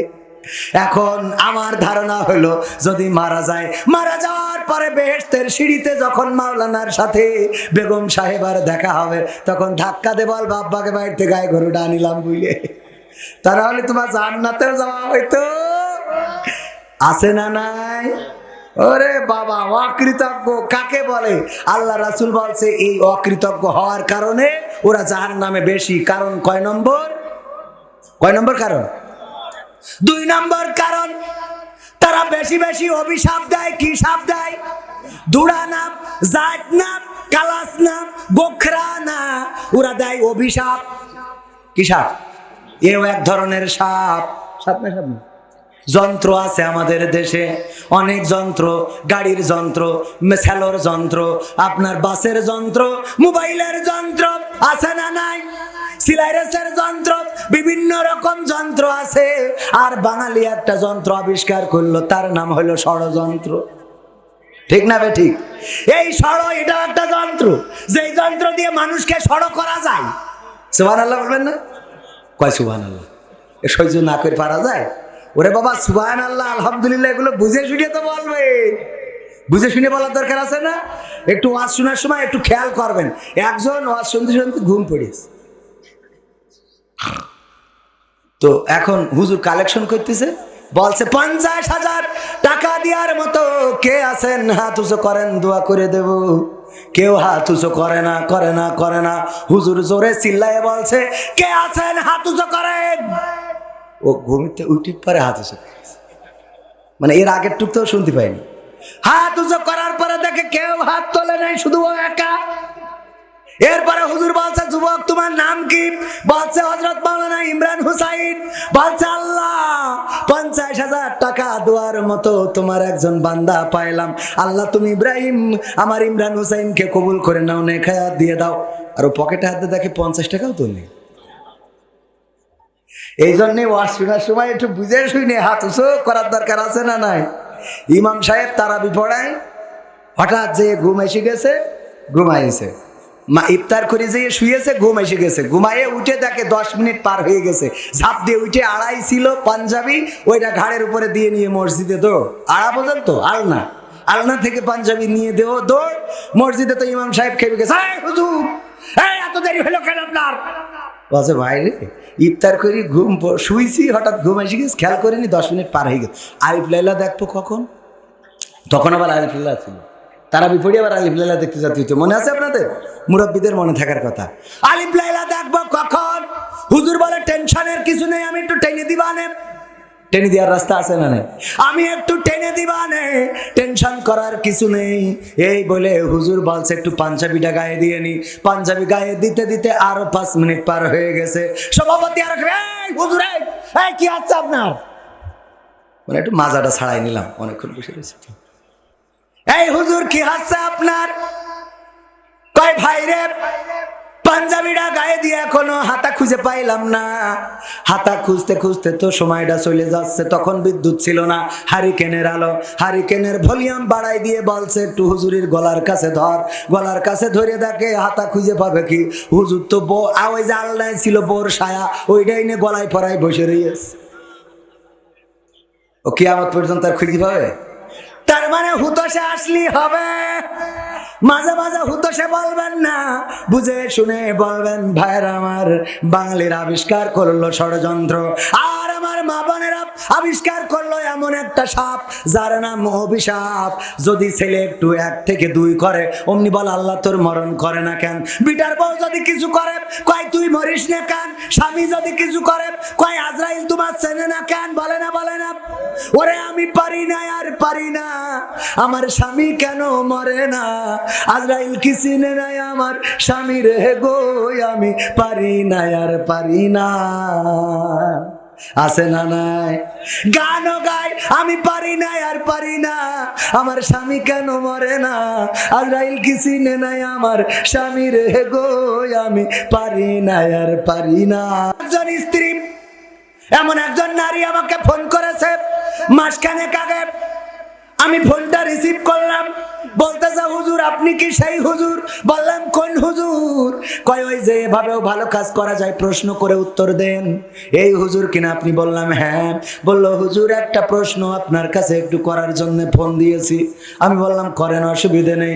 বলছে হুজুর গো, আজ 1 সপ্তাহ হলো আমার স্বামী মারা গেছে রে ও হুজুর, হুজুর। আমি বললাম আমার কিছু করার নেই, কারণ আমার তো তেজ মারা সারা। আমার বউ আছে, একটা বাচ্চা 2টা। কয় হুজুর না, বিয়ে করার জন্য বলি না হুজুর, একটা বিষয় জানার জন্য ফোন দিয়েছি। আমার স্বামী ছিল অসুস্থ, আমার মাঝে মাঝে বিরক্তি ধরে যেত। আমার স্বামীকে বলতাম তুমি মরো না কেন? আল্লাহ তোমার মরণ করে না কেন? আবার মাঝে মাঝে বলতাম, ওগো আল্লাহ, ওরে মরণ করো, ওরে তুলে নাও, ওরে উঠায় নাও, আমার চোখের সামনে থেকে বিদায় করে দাও। এই কথাগুলো আমার স্বামীর জন্য বলতাম। আজ 1 সপ্তাহ হয়ে গেল মারা গিয়েছে, আমি নিজেকে সান্ত্বনা দিতে পারছি না। আহারে, আমার দোয়ার কারণে মারা গেল নাকি তার হায়াত শেষ হয়েছে তাই মারা গিয়েছে? জটিল প্রশ্ন না? কঠিন প্রশ্ন। আমি বললাম, আমি তো অত বড় হুজুর নই, অত বড় আলেম নই, মুফতি মুহাদ্দিস কারি নই যে আমি আপনার এই প্রশ্নের সমাধান দিয়ে দিতে পারবো। তবে এতটুকু বলে রাখি, ওগো আমার বোন, আল্লাহ রাব্বুল আলামিন দোয়া যেমন কবুল করে, বদদোয়া তেমন কবুল করে না? করে না? বদদোয়াও কবুল করে থাকেন। আমি জানি না আল্লাহ আপনার দোয়া বদদোয়া কবুল করেছে নাকি করে নাই। আবার এটাও জানি না যে আপনি আপনার স্বামীর হায়াত ফুরাইছে নাকি ফুরাই নাই। যদি বদদোয়া কবুল করে থাকে তাহলে আপনার বদদোয়ার কারণে মারা গিয়েছে, অথবা যদি হায়াত শেষ হয়ে যেয়ে থাকে সেই হায়াত শেষ হওয়ার জন্য মারা গিয়েছে। তবে আপনি যে জাহান্নামের পথটা আপনি ক্লিয়ার করেছেন সেটা আল্লাহ রাসূলের হাদিস অনুযায়ী প্রমাণ পাওয়া যায়। কারণ আমার রাসূল বলেছেন, নারীরা জাহান্নামে যাবে তার 2টা কারণ। 1 নম্বর কারণ হলো তারা তাদের স্বামীর প্রতি কৃতজ্ঞ থাকে না, আর 2 নম্বর কারণ হলো তারা বেশি বেশি অভিশাপ দেয়। এই অনুযায়ী আপনি জাহান্নামে যাওয়ার একটা কারণ অলরেডি অর্জন করেছেন না করে নাই? আল্লাহ রাসূলের কন্যা ফাতেমা রাদিয়াল্লাহু তাআলা আনহার 2টা সন্তান ছিল, নাম কি? হাসান এবং হুসাইন রাদিয়াল্লাহু তাআলা আনহু। 2 জনে কান্না শুরু করেছেন, ওগো মা, 3 দিন হয়ে গেল একটু খাবার জুটলো না গো মা, আর কত এই পেটে পাথর বেঁধে দিন চালাবো, মাগো একটু কি খাবারের ব্যবস্থা করা যায় না? ওগো মা, আর তো ক্ষুধার যন্ত্রণা সহ্য করতে পারি না। আল্লাহ রাসূলের কন্যা ফাতেমা রাদিয়াল্লাহু তাআলা আনহা বললেন, ওগো হাসান, ওগো হুসাইন, তোমরা কেন বারবার আমাকে ডিস্টার্ব করো? বারবার কেন আমার কাছে কাঁদাকাটি করো? বারবার কেন আমাকে জ্বালাতন করো? তোমরা কি তোমাদের বাবাকে চোখে দেখতে পাও না? এই কথা যখন বলছিলেন, আলী রাদিয়াল্লাহু তাআলা আনহু 3 দিন ধরে মদিনার অলিতে গলিতে ঘুরে বেড়িয়েছেন, 1 মুঠো খাবারের ব্যবস্থা করতে পারেন নাই, কোনো কাজের ব্যবস্থা করতে পারেন নাই। এই অবস্থায় বাড়িতে ফিরছিলেন, যখন এমন কথা শুনলেন ওই গেট থেকে বের হয়ে গেলেন। ফাতেমা রাদিয়াল্লাহু তাআলা আনহার বাড়িটা দেখেছেন না দেখেন নাই? আমার ইমরান ভাইও দেখেছেন না দেখেন নাই? বাড়িটা মসজিদে নববীর কাছে, ওই বাড়ি এখনো গেট দেওয়া আছে। ফাতেমা রাদিয়াল্লাহু তাআলা আনহার বাড়ি আমার ভাইজান দেখেছে, কারণ হলো আমি এবং ভাই একসাথে ওখানে ছিলাম, আলহামদুলিল্লাহ। এবং আমার মাসুম বিল্লাহ ভাই সিঙ্গাপুর থাকেন, আলহামদুলিল্লাহ। যারা কাবা ঘর তাওয়াফ করেন নাই, মনের মধ্যে স্বপ্ন রাখেন, আল্লাহ যেন আপনার কাবা ঘরটা তাওয়াফ করার তৌফিক দান করেন, বলেন আমিন। আল্লাহ রাসূলের রওজায় সালাম দেওয়ার দরকার আছে না নাই? ও আমার ভাইরা, এখন উমরায় যাওয়ার জন্য মেলা টাকা লাগে না। মাত্র একটা গরু যদি পোষেন আপনি, 20,000, 25,000, 30,000, 40,000 টাকার একটা বাছুর গরু যদি কিনে আপনি লালন পালন করেন, 1 বছরের মধ্যে ওই গরুটার যে দাম বিক্রি হবে তাই দিয়ে উমরা করে আরো 2 টাকা বেঁচে থাকবে, বলেন সুবহানাল্লাহ। বাঁচবে না? বাঁচবে না? গরুর দাম কম না বেশি? 1,30,000, 40,000, 2 লাখ, 2.5 লাখ আছে না নাই? অথচ উমরা করতে 1,10,000, 20,000, 25-30,000 টাকা লাগে। ওখানে যাওয়ার টাকা হয় না, আর জমি বন্ধক রেখেছে বিঘে 2 লাখ টাকা। কথা কয় না? এই আছে না নাই? এরম আল্লাহর ওলি আপনাদের এলাকায় নেই, কিন্তু আমাদের এলাকায় জমি বন্ধক রাখে 2 লাখ টাকা বিঘে। তাও জমি রাখে না, টাকা দিয়ে কয় 6 মণ করে ধান বাড়ি পয়সা দিও। আরে বাবা, পাকামো করার জায়গা খুঁজে পাই না। ঠিক না বেঠে? বলে আমি সুদ খাই না। কি খায় না? সুদ খায় না, ও ধান খায়। সুদ খায় না, ধান খায়, এমন আছে।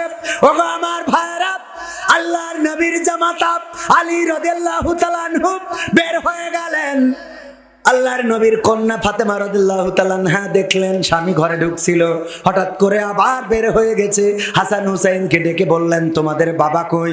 বললেন, তো আমার বাবা যখন আপনি আমাদেরকে ধমক দিয়েছেন তখন বাবা গেট থেকে বের হয়ে গেছে। আল্লাহর নবীর কন্যা কিছুক্ষণ অপেক্ষা করলেন, যখন বাড়ি আসলেন না। চারিদিকে খোঁজা শুরু করে দিলেন, কোথাও পাইলেন না। বিশ্ব নবীর কাছে গেলেন, যে বললেন, ওগো আমার পিতা, আমি আজকে আপনার জামাইকে কষ্ট দিয়ে ফেলেছি। কি কষ্ট দিয়েছ গো মা? ওগো আমার পিতা, আপনার জামাই আজ 3 দিন হয়ে গেল বাড়িতে কোনো খাবার আনতে পারে নাই। আজ 3 দিন ধরে কোথাও কোনো কাজ পায় নাই, সন্তানের জন্য কোনো খাবারের ব্যবস্থা করতে পারে নাই। সন্তানরা যখন আমাকে বারবার ডিস্টার্ব করছিল, আমি বললাম, তোমরা আমাকে কেন জ্বালাতন করো? তোমাদের বাবাকে কি চোখে দেখো না? এই বলার কারণে আপনার জামাতা গেট থেকে বের হয়ে গেছে, এখন পর্যন্ত বাড়িতে ফেরে নাই, আমিও কোথাও খুঁজে খুঁজে পাইলাম না। আল্লাহর নবী বললেন, ওগো ফাতেমা, তোমার কথার কারণে আমার আলী যদি কষ্ট নিয়ে এই মুহূর্তে মারা যায়, যদি কোনো সাপে কামড় দেয় আর আলী যদি ইন্তেকাল করে, অথবা বনের কোনো বাঘ যদি আলীকে খেয়ে ফেলে, ওগো ফাতেমা শুনে নাও, ওই পরকালের ময়দানে আমি নবী, তুমি আমার কন্যা, এই পরিচয়টা হাসরের মাঠে দেব না। আল্লাহু আকবার। আল্লাহ রাসূল তার কন্যাকে, কন্যার স্বামী আলী রাদিয়াল্লাহু তাআলা আনহুর সাথে এমন একটা আচরণ, যে আচরণটা আসলে আলীর সাথে করে নাই। শুধু সন্তানদেরকে বলেছে, কেন আমাকে জ্বালাতন করো? তোমাদের বাবাকে কি চোখে দেখো না? এই কথা বলার কারণে আল্লাহর রাসূল নিজের কন্যার পরিচয় পর্যন্ত আরশে আজিমে কিয়ামতের ময়দানে দিতে চায় নাই, হাসরের ময়দানে দিতে চায় নাই। ওগো আমার ভাইয়েরা, ওগো আমার মায়েরা, পর্দার অন্তরালে যারা আছেন, এবার চিন্তা করে দেখেন, যারা অহরহ স্বামীর সাথে খারাপ আচরণ করেন, স্বামীকে কষ্ট দেন, গালমন্দ করেন, স্বামীর সাথে ব্যবহার খারাপ করেন, এই স্বামী যদি মারা যায়, আপনার প্রতি রাগ রেখে, ক্ষোভ রেখে, অভিমান রেখে যদি মারা যায়, আর আপনি যদি ক্ষমা চেয়ে না নিতে পারেন, বলেন আল্লাহর রাসূল কি উম্মাত হিসাবে আপনার স্বীকার করবে? নিজের কন্যাকে যদি স্বীকার করতে না চায়, তো আমাদের উম্মাত হিসেবে কি স্বীকার করবে? সুতরাং আমাদেরকে সচেতন হওয়ার দরকার। আমার নারীরা স্বামীদের সাথে ভালো ব্যবহার করবেন। স্বামীদের চুল দিয়ে পা মুছাই দিলে সওয়াব আছে না নাই? আল্লাহ রাসূল বলেছেন, যদি কেউ মাথা মুখমণ্ডলে সুন্দর করে মহব্বত করে হাত বুলাইয়ে দেয়, তাইলে ওর মাথায় যত চুল আছে ওই সমপরিমাণ চুল, ওই স্বামীর মাথায় যত চুল আছে সমপরিমাণ চুলের সওয়াব আমল নামায় দেখা লিখে দেয়া হয়। বলেন সুবহানাল্লাহ। এই কথা বলার পরে আমার টাকলা মুরাদ ভাইয়ের বউ বলতেছে, তাহলে আমার কি হবে? বলছে, তাহলে আমার তো বেকায়দা অবস্থা, মোট মাথার মধ্যে কোনো মাল আছে। আমার আব্বা বলতেন, আজ 22 বছর হয়ে গেল আব্বা চলে গিয়েছেন। মাস্টার আব্দুস সামাদ, আব্বা ওয়াজ করে বেড়াতেন, প্রাইমারি স্কুলের টিচার ছিলেন। আমার আব্বা এক জায়গায় ওয়াজ করেছে, ওগো নারীরা, যদি পারো তোমরা তোমাদের স্বামীদের চুল দিয়ে পা মুছাইয়ে দিবা। কেন দিবা? আর রহিমা আলাইহিস সালাম তার স্বামীকে চুল দিয়ে পা মুছাইয়ে দিতেন। এই কথা শুনে আপনার অভয়নগর সেনগুটিয়ার এক নারী, সে তার স্বামীর চুল দিয়ে পা মুছাই দিয়ে শুয়েছে। শোয়ার পরে গন্ধের জ্বালায় বাঁচা যাচ্ছে না। গন্ধ তো গন্ধ, দুর্গন্ধ। কিসের গন্ধ? পায়খানার গন্ধ। এই গন্ধ কোথা থেকে আসছে? গন্ধ খুঁজে পায় না, আলো জ্বালিয়ে কোথাও খুঁজে পায় না। স্বামী চুল টেনে এনে বলছে, তোমার চুলির থেকেই তো এই গন্ধ। বলছে, ঘটনা কি? কয়, ঘটনা কি বলতে পারবো না। হুজুর ওয়াজ করলো যে, ওগো নারীরা, তোমরা যদি পারো তোমাদের স্বামীদের চুল দিয়ে পা মুছাই দিবা। এই বলার কারণে আমি একটু আমল করে শুয়েছি, তোমার চুল দিয়ে পা মুছাই দিয়েছি। বলছে, ঘটনা তো ঘটেছে ওই জায়গায়, ওই সেনগুটিয়ার বাজারে খেলছিল তাস, টাকা দিয়ে। এর নাম কি? জুয়া। এর নাম কি? জুয়া খেলছিল। হঠাৎ করে পুলিশের গাড়ি এসেছে, ওই যে সাইলেন্ট দিদি। এই গাড়ি যখন এসেছে, অমনি ওই জায়গা থেকে দৌড় দিয়েছে। জুতা পায়ে দেওয়ার টাইম পায় নাই, দৌড় দিয়ে বাঁশবাগান দিয়ে গিয়েছে। বাঁশবাগানে কিটা ছেড়ে থুয়েছে, চটকায় দিয়ে শুয়ে রয়েছে। আর ওই দিন পা মোছাই দিয়ে শুয়েছে। পরের দিন যখন আব্বা বাড়ি আসতেছে, মহিলারা ডেকে বলছে, হুজুর শোনেন, স্বামীদের যা চুল দিয়ে পা মুছাই দিতে বললেন, অসুবিধা নেই, আমরা দেব, কিন্তু ওদের বলবেন ওরা যেন টিউবকলেতে পাটা ধুয়ে সই। ঠিক আছে তো বাজার? কারণ আমরা খারাপ না ভালো? আমরা এতটাই খারাপ, নিজে নামাজ পড়ি না, আবার স্ত্রীকে তাপসী রাবিয়া কল্পনা করি। নিজে সারাদিন চায়ের দোকানে আড্ডায় থাকে, আর স্ত্রী সিরিয়াল দেখার কারণে হুজুরির বলে, হুজুর একটু সিরিয়ালের বিরুদ্ধে ওয়াজ করে দিয়েন। আছে না নাই? ওরে বাবা, সিরিয়ালের বিরুদ্ধে ওয়াজ করবো, তা তুই সারাদিন চার দোকানে পরিমণি দেখে বেড়াও কে? আমার মা বোনেরা বলছে, হুজুর আজকে ওয়াজ ঠিক আছে। দাওয়াত হবে না হবে না? একজন স্বামী ওয়াজ শুনেছে যে স্ত্রী যদি নামাজ না পড়ে স্বামী জাহান্নামে যাবে। বাড়ি যেয়ে স্ত্রীর রাত 12টার পরে ডেকে বলছে ওঠ, তা বলছে কেন? বলছে ওঠ, নামাজ পড়তে হবে। কে? তা বলছে তুই নামাজ না পড়লে আমি জাহান্নামে যাবো। কি ডাক হইলো? বলছে যশোরের হুজুর বললো যে স্ত্রী যদি নামাজ না পড়ে স্বামী জাহান্নামে যাবে। তা বলছে অসুবিধা কি? বলছে অসুবিধা কি মানে? এই তুই আমার বউ, তোর জন্য আমি জাহান্নামে যাবো, তুই ভাবলে কি করে? তা বলছে যে তুমিও তো নামাজ পড়ো না। বলছে আমি নামাজ পড়িনি, আমার জন্য আমি জাহান্নামে যাবো, অসুবিধা নেই, তোর জন্য যাবো কে? আমার জন্য আমি যাব, তোর জন্য তো যাব না। ওঠ, বলছে কালকে তো কে? কালকে তাই তো ওঠ, শিগগির ওঠ। উঠায় জোর করে উজু করাই আছে, শীতের রাত, এত করে বললো কালকে থেকে পড়ব না, শুনলো না। তারপরে উজু করানোর পরে রাত 12টার সময় এসে কাঁদতেছে আর বলছে বলো এখন কিসের নামাজ? রাত 12টার সময় কয় নক্তের নামাজ, কয় রাকাত পড়ব? বলছে যা হয় পড়। এখন গলার আওয়াজ এত আসতে আল্লাহর কি খেলা হবে? তো আর একটু সময় থাকা যাবে? যাবে আর একটু সময়, আর 10 মিনিট। ও আমার ভাইয়েরা,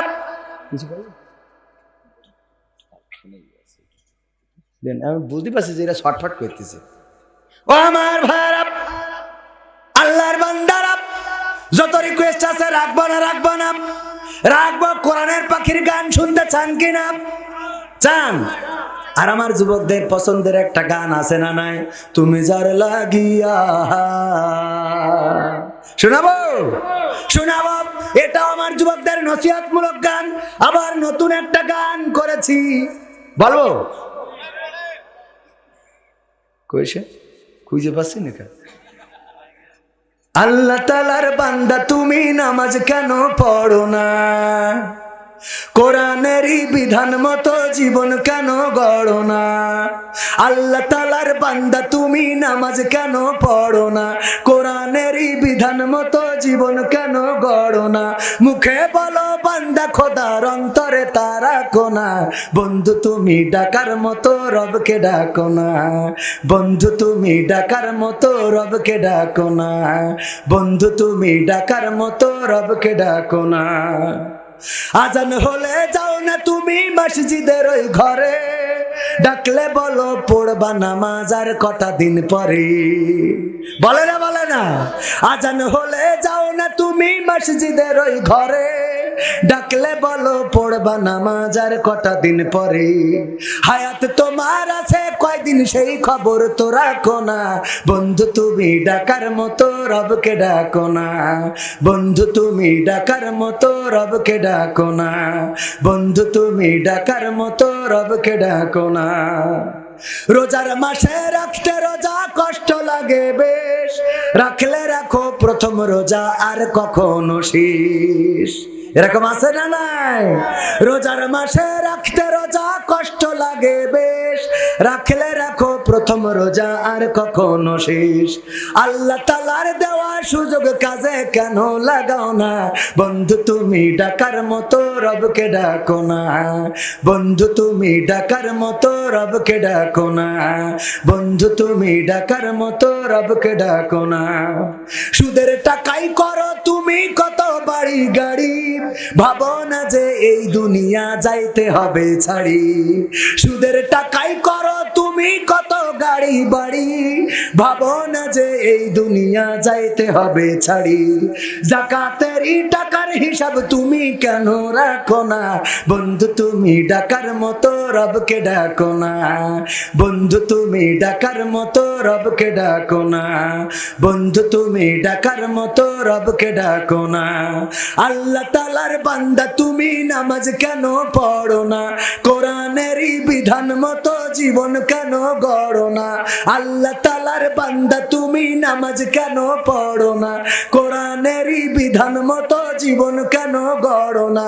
মুখে বলো বান্দা, খোদার অন্তরে তারা কোনা।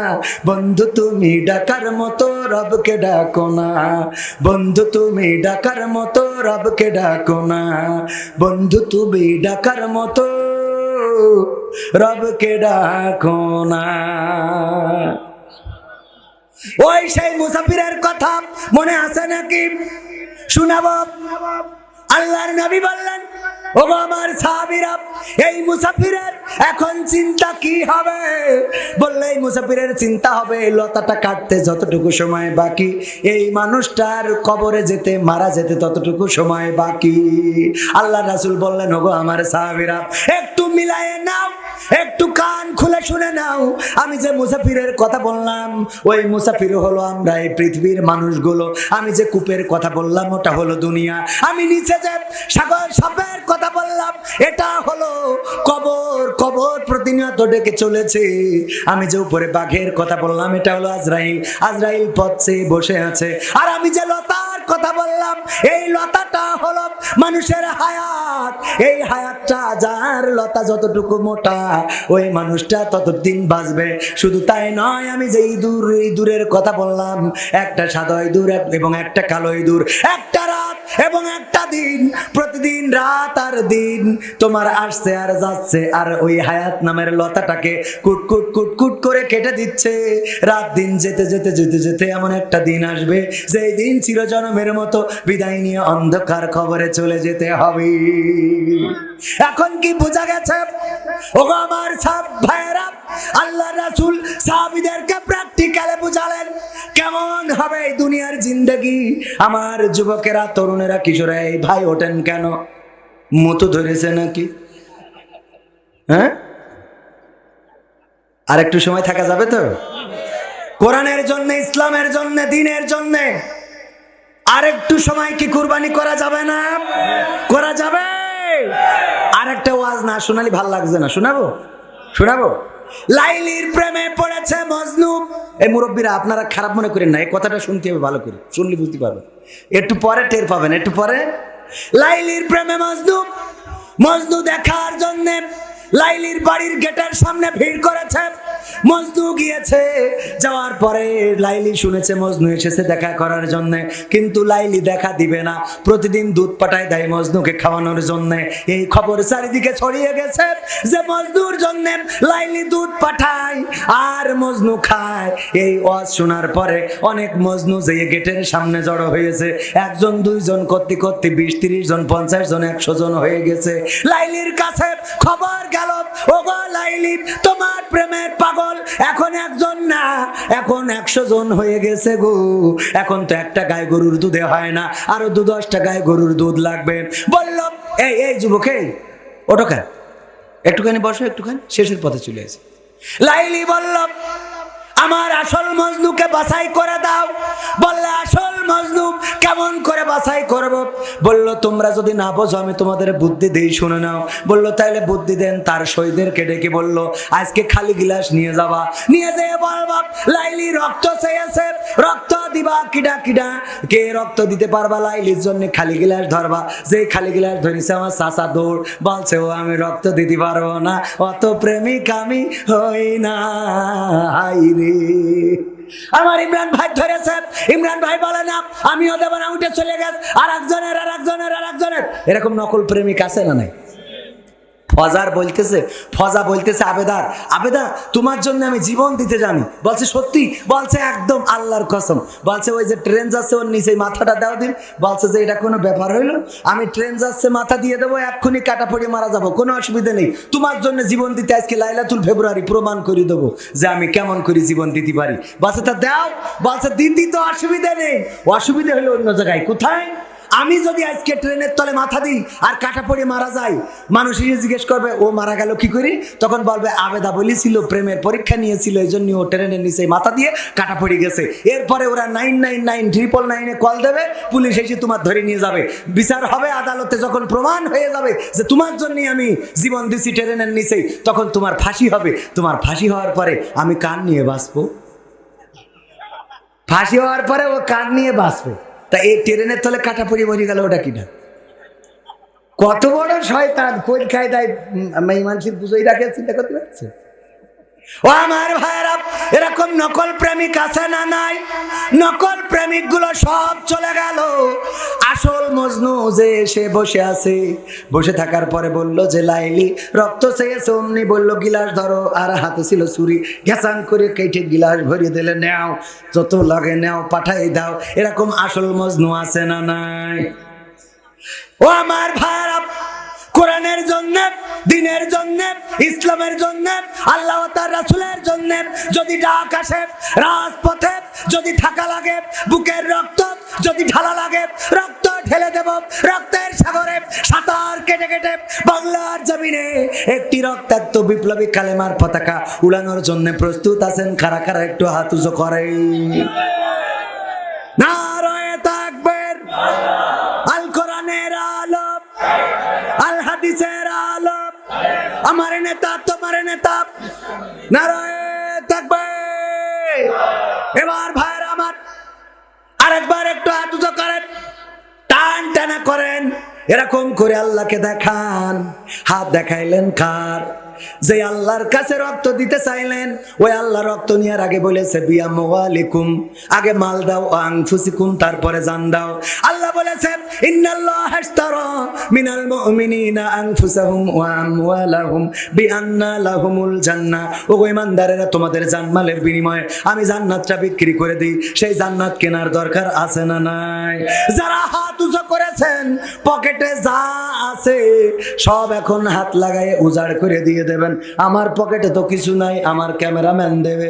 এখন কেউ মাহরুম করবেন না।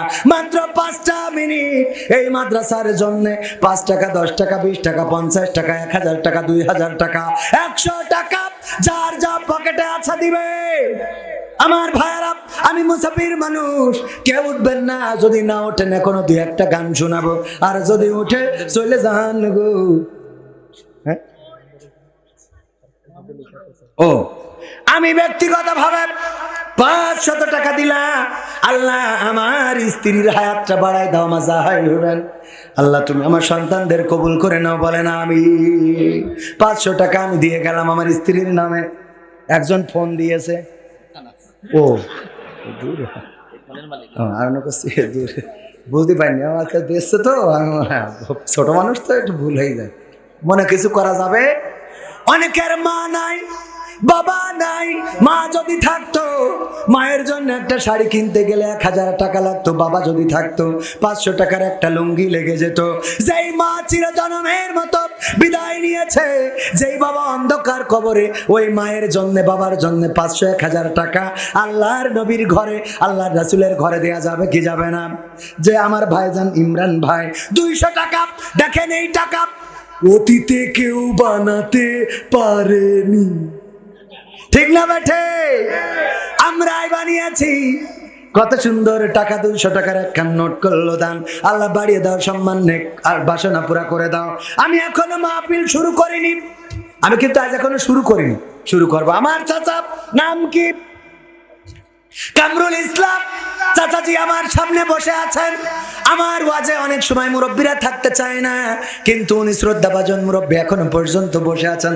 500 টাকা দান করেছেন। আল্লাহ দানকে কবুল করে নাও। আল্লাহ নেক হায়াত দিয়ে দাও। আপনজন যারা কবরে, কবরগুলো জান্নাতের বাগান বানিয়ে দাও, বলেন আমিন। আমার সভাপতি সাহেব কত যেন দিয়েছেন? মহিলাদের মধ্যে লোক যাচ্ছে টাকা কালেকশন করার জন্য। আমার মা বোনেরা পকেটে যা আছে, স্বামীর পকেট থেকে যত মাইরিং করেছেন সব আজকে দিয়ে দেন। স্টার জলসা জি সিনেমার যত বিল আছে রে, সব আজকে আল্লাহর রাস্তায় দিয়ে দেন। আমার মা বোনদের দিয়ে তৌফিক দান করে দিন, বলেন আমিন। আর কে আছেন? আমার আর একজন ছোট মানুষ, হুজুর, হুজুর ছোট মানুষ নাম কি তোমার? ছোট মানুষ 200 টাকার একটা বঙ্গবন্ধুর নোট দান করলো। আল্লাহ দানকে কবুল করে নাও। আল্লাহ নেক হায়াত দিয়ে দাও, মনের স্বপ্ন পুরা করে দাও, আপনজনদের কবুল করে নাও। আর কোন বান্দা আছেন তাড়াতাড়ি 5 মিনিটের মধ্যে দিলে আমি আরো 2-1টা সঙ্গীত শোনাবো। আমার মা বোনেরা আছে। কোন মাটিতে তৈরি রে তুই মা, কোন মাটিতে তৈরি রে তুই মা। মায়ের গান, মা বোনদের মধ্যে আমাদের কমিটির লোক যারা প্যাকেট নিয়ে যাচ্ছে। মা বোনেরা হৃদয় খুলে উজাড় করে দান করেন। আর আপনারা যে টাকা দান করেন, ওই টাকা তো আবার অক্সিজেন দেওয়া লাগে। শাড়ির আসলে এমন বান্দা বান্ধে, ওরা আবার হাসপাতালে নিয়ে যায় তাই সুস্থ করতে, ঠিক না বে ঠিক? তারপরেও দেন, কোনো অসুবিধা নাই। আর এখানে আমার যুবকেরা, যার বিয়ে হয় না, বিয়ের জন্য দোয়া নেওয়ার জন্য টাকা দান করতে পারো গো। আমি একজনের বিয়ের জন্য দোয়া করিলাম, বিয়ে হইল, কিন্তু 2 মাস পরে বিয়ে ভেঙে গেছে। তাহলে দোয়াই তো অন্তত কাজ হয়ে গেছে। ব্যাগ নিয়ে যাবেন, আর বড় টাকা যারা দেবেন 500-1000, আমি একটু নাম ধরে দোয়া করে দেব। মাদ্রাসার জন্য ইট রড সিমেন্ট বালু দেওয়ার মতো যদি কেউ থাকেন দিতে পারেন। আমার ভাই কিছু বলবে, বলেন।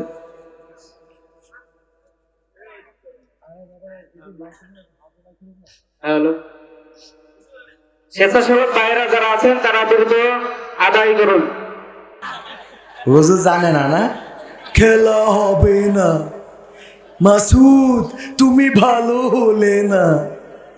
মহিলা প্যান্ডেলে আসে না নাই? এই তাড়াতাড়ি ওঠেন, এত সময় নষ্ট করছেন। 12টার মধ্যে শেষ করব। আর কত বাকি? আর 5 মিনিট আছে। 5 মিনিটের মধ্যে আপনারা দান করেন, যে যা পারেন দান করেন। আমার মুরব্বীরা গিয়েছেন 500-1000 টাকা এক ব্যাগ সিমেন্ট দেওয়ার মতো। আমার ইমাম সাহেব এই মাদ্রাসার 100 টাকা দিলেন। নাম কি? মোহাম্মদ রমজান আলী। রমজান মাস সামনে, রমজানের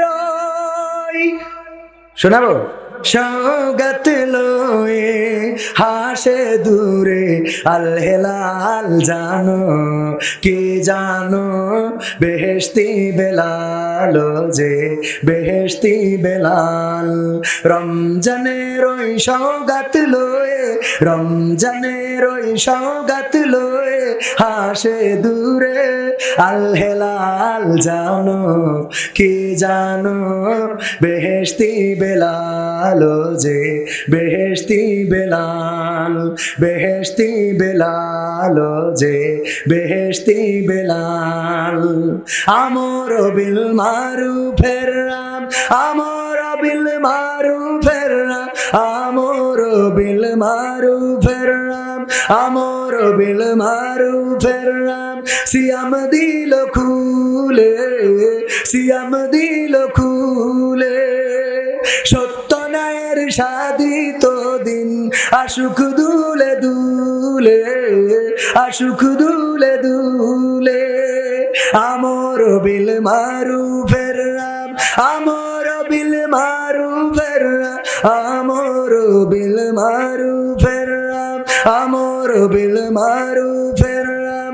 সিয়াম দিল খুলে, সিয়াম দিল খুলে, সত্য ন্যায়ের সাধিত দিন আশুক দুলে দুলে, আশুক দুলে দুলে।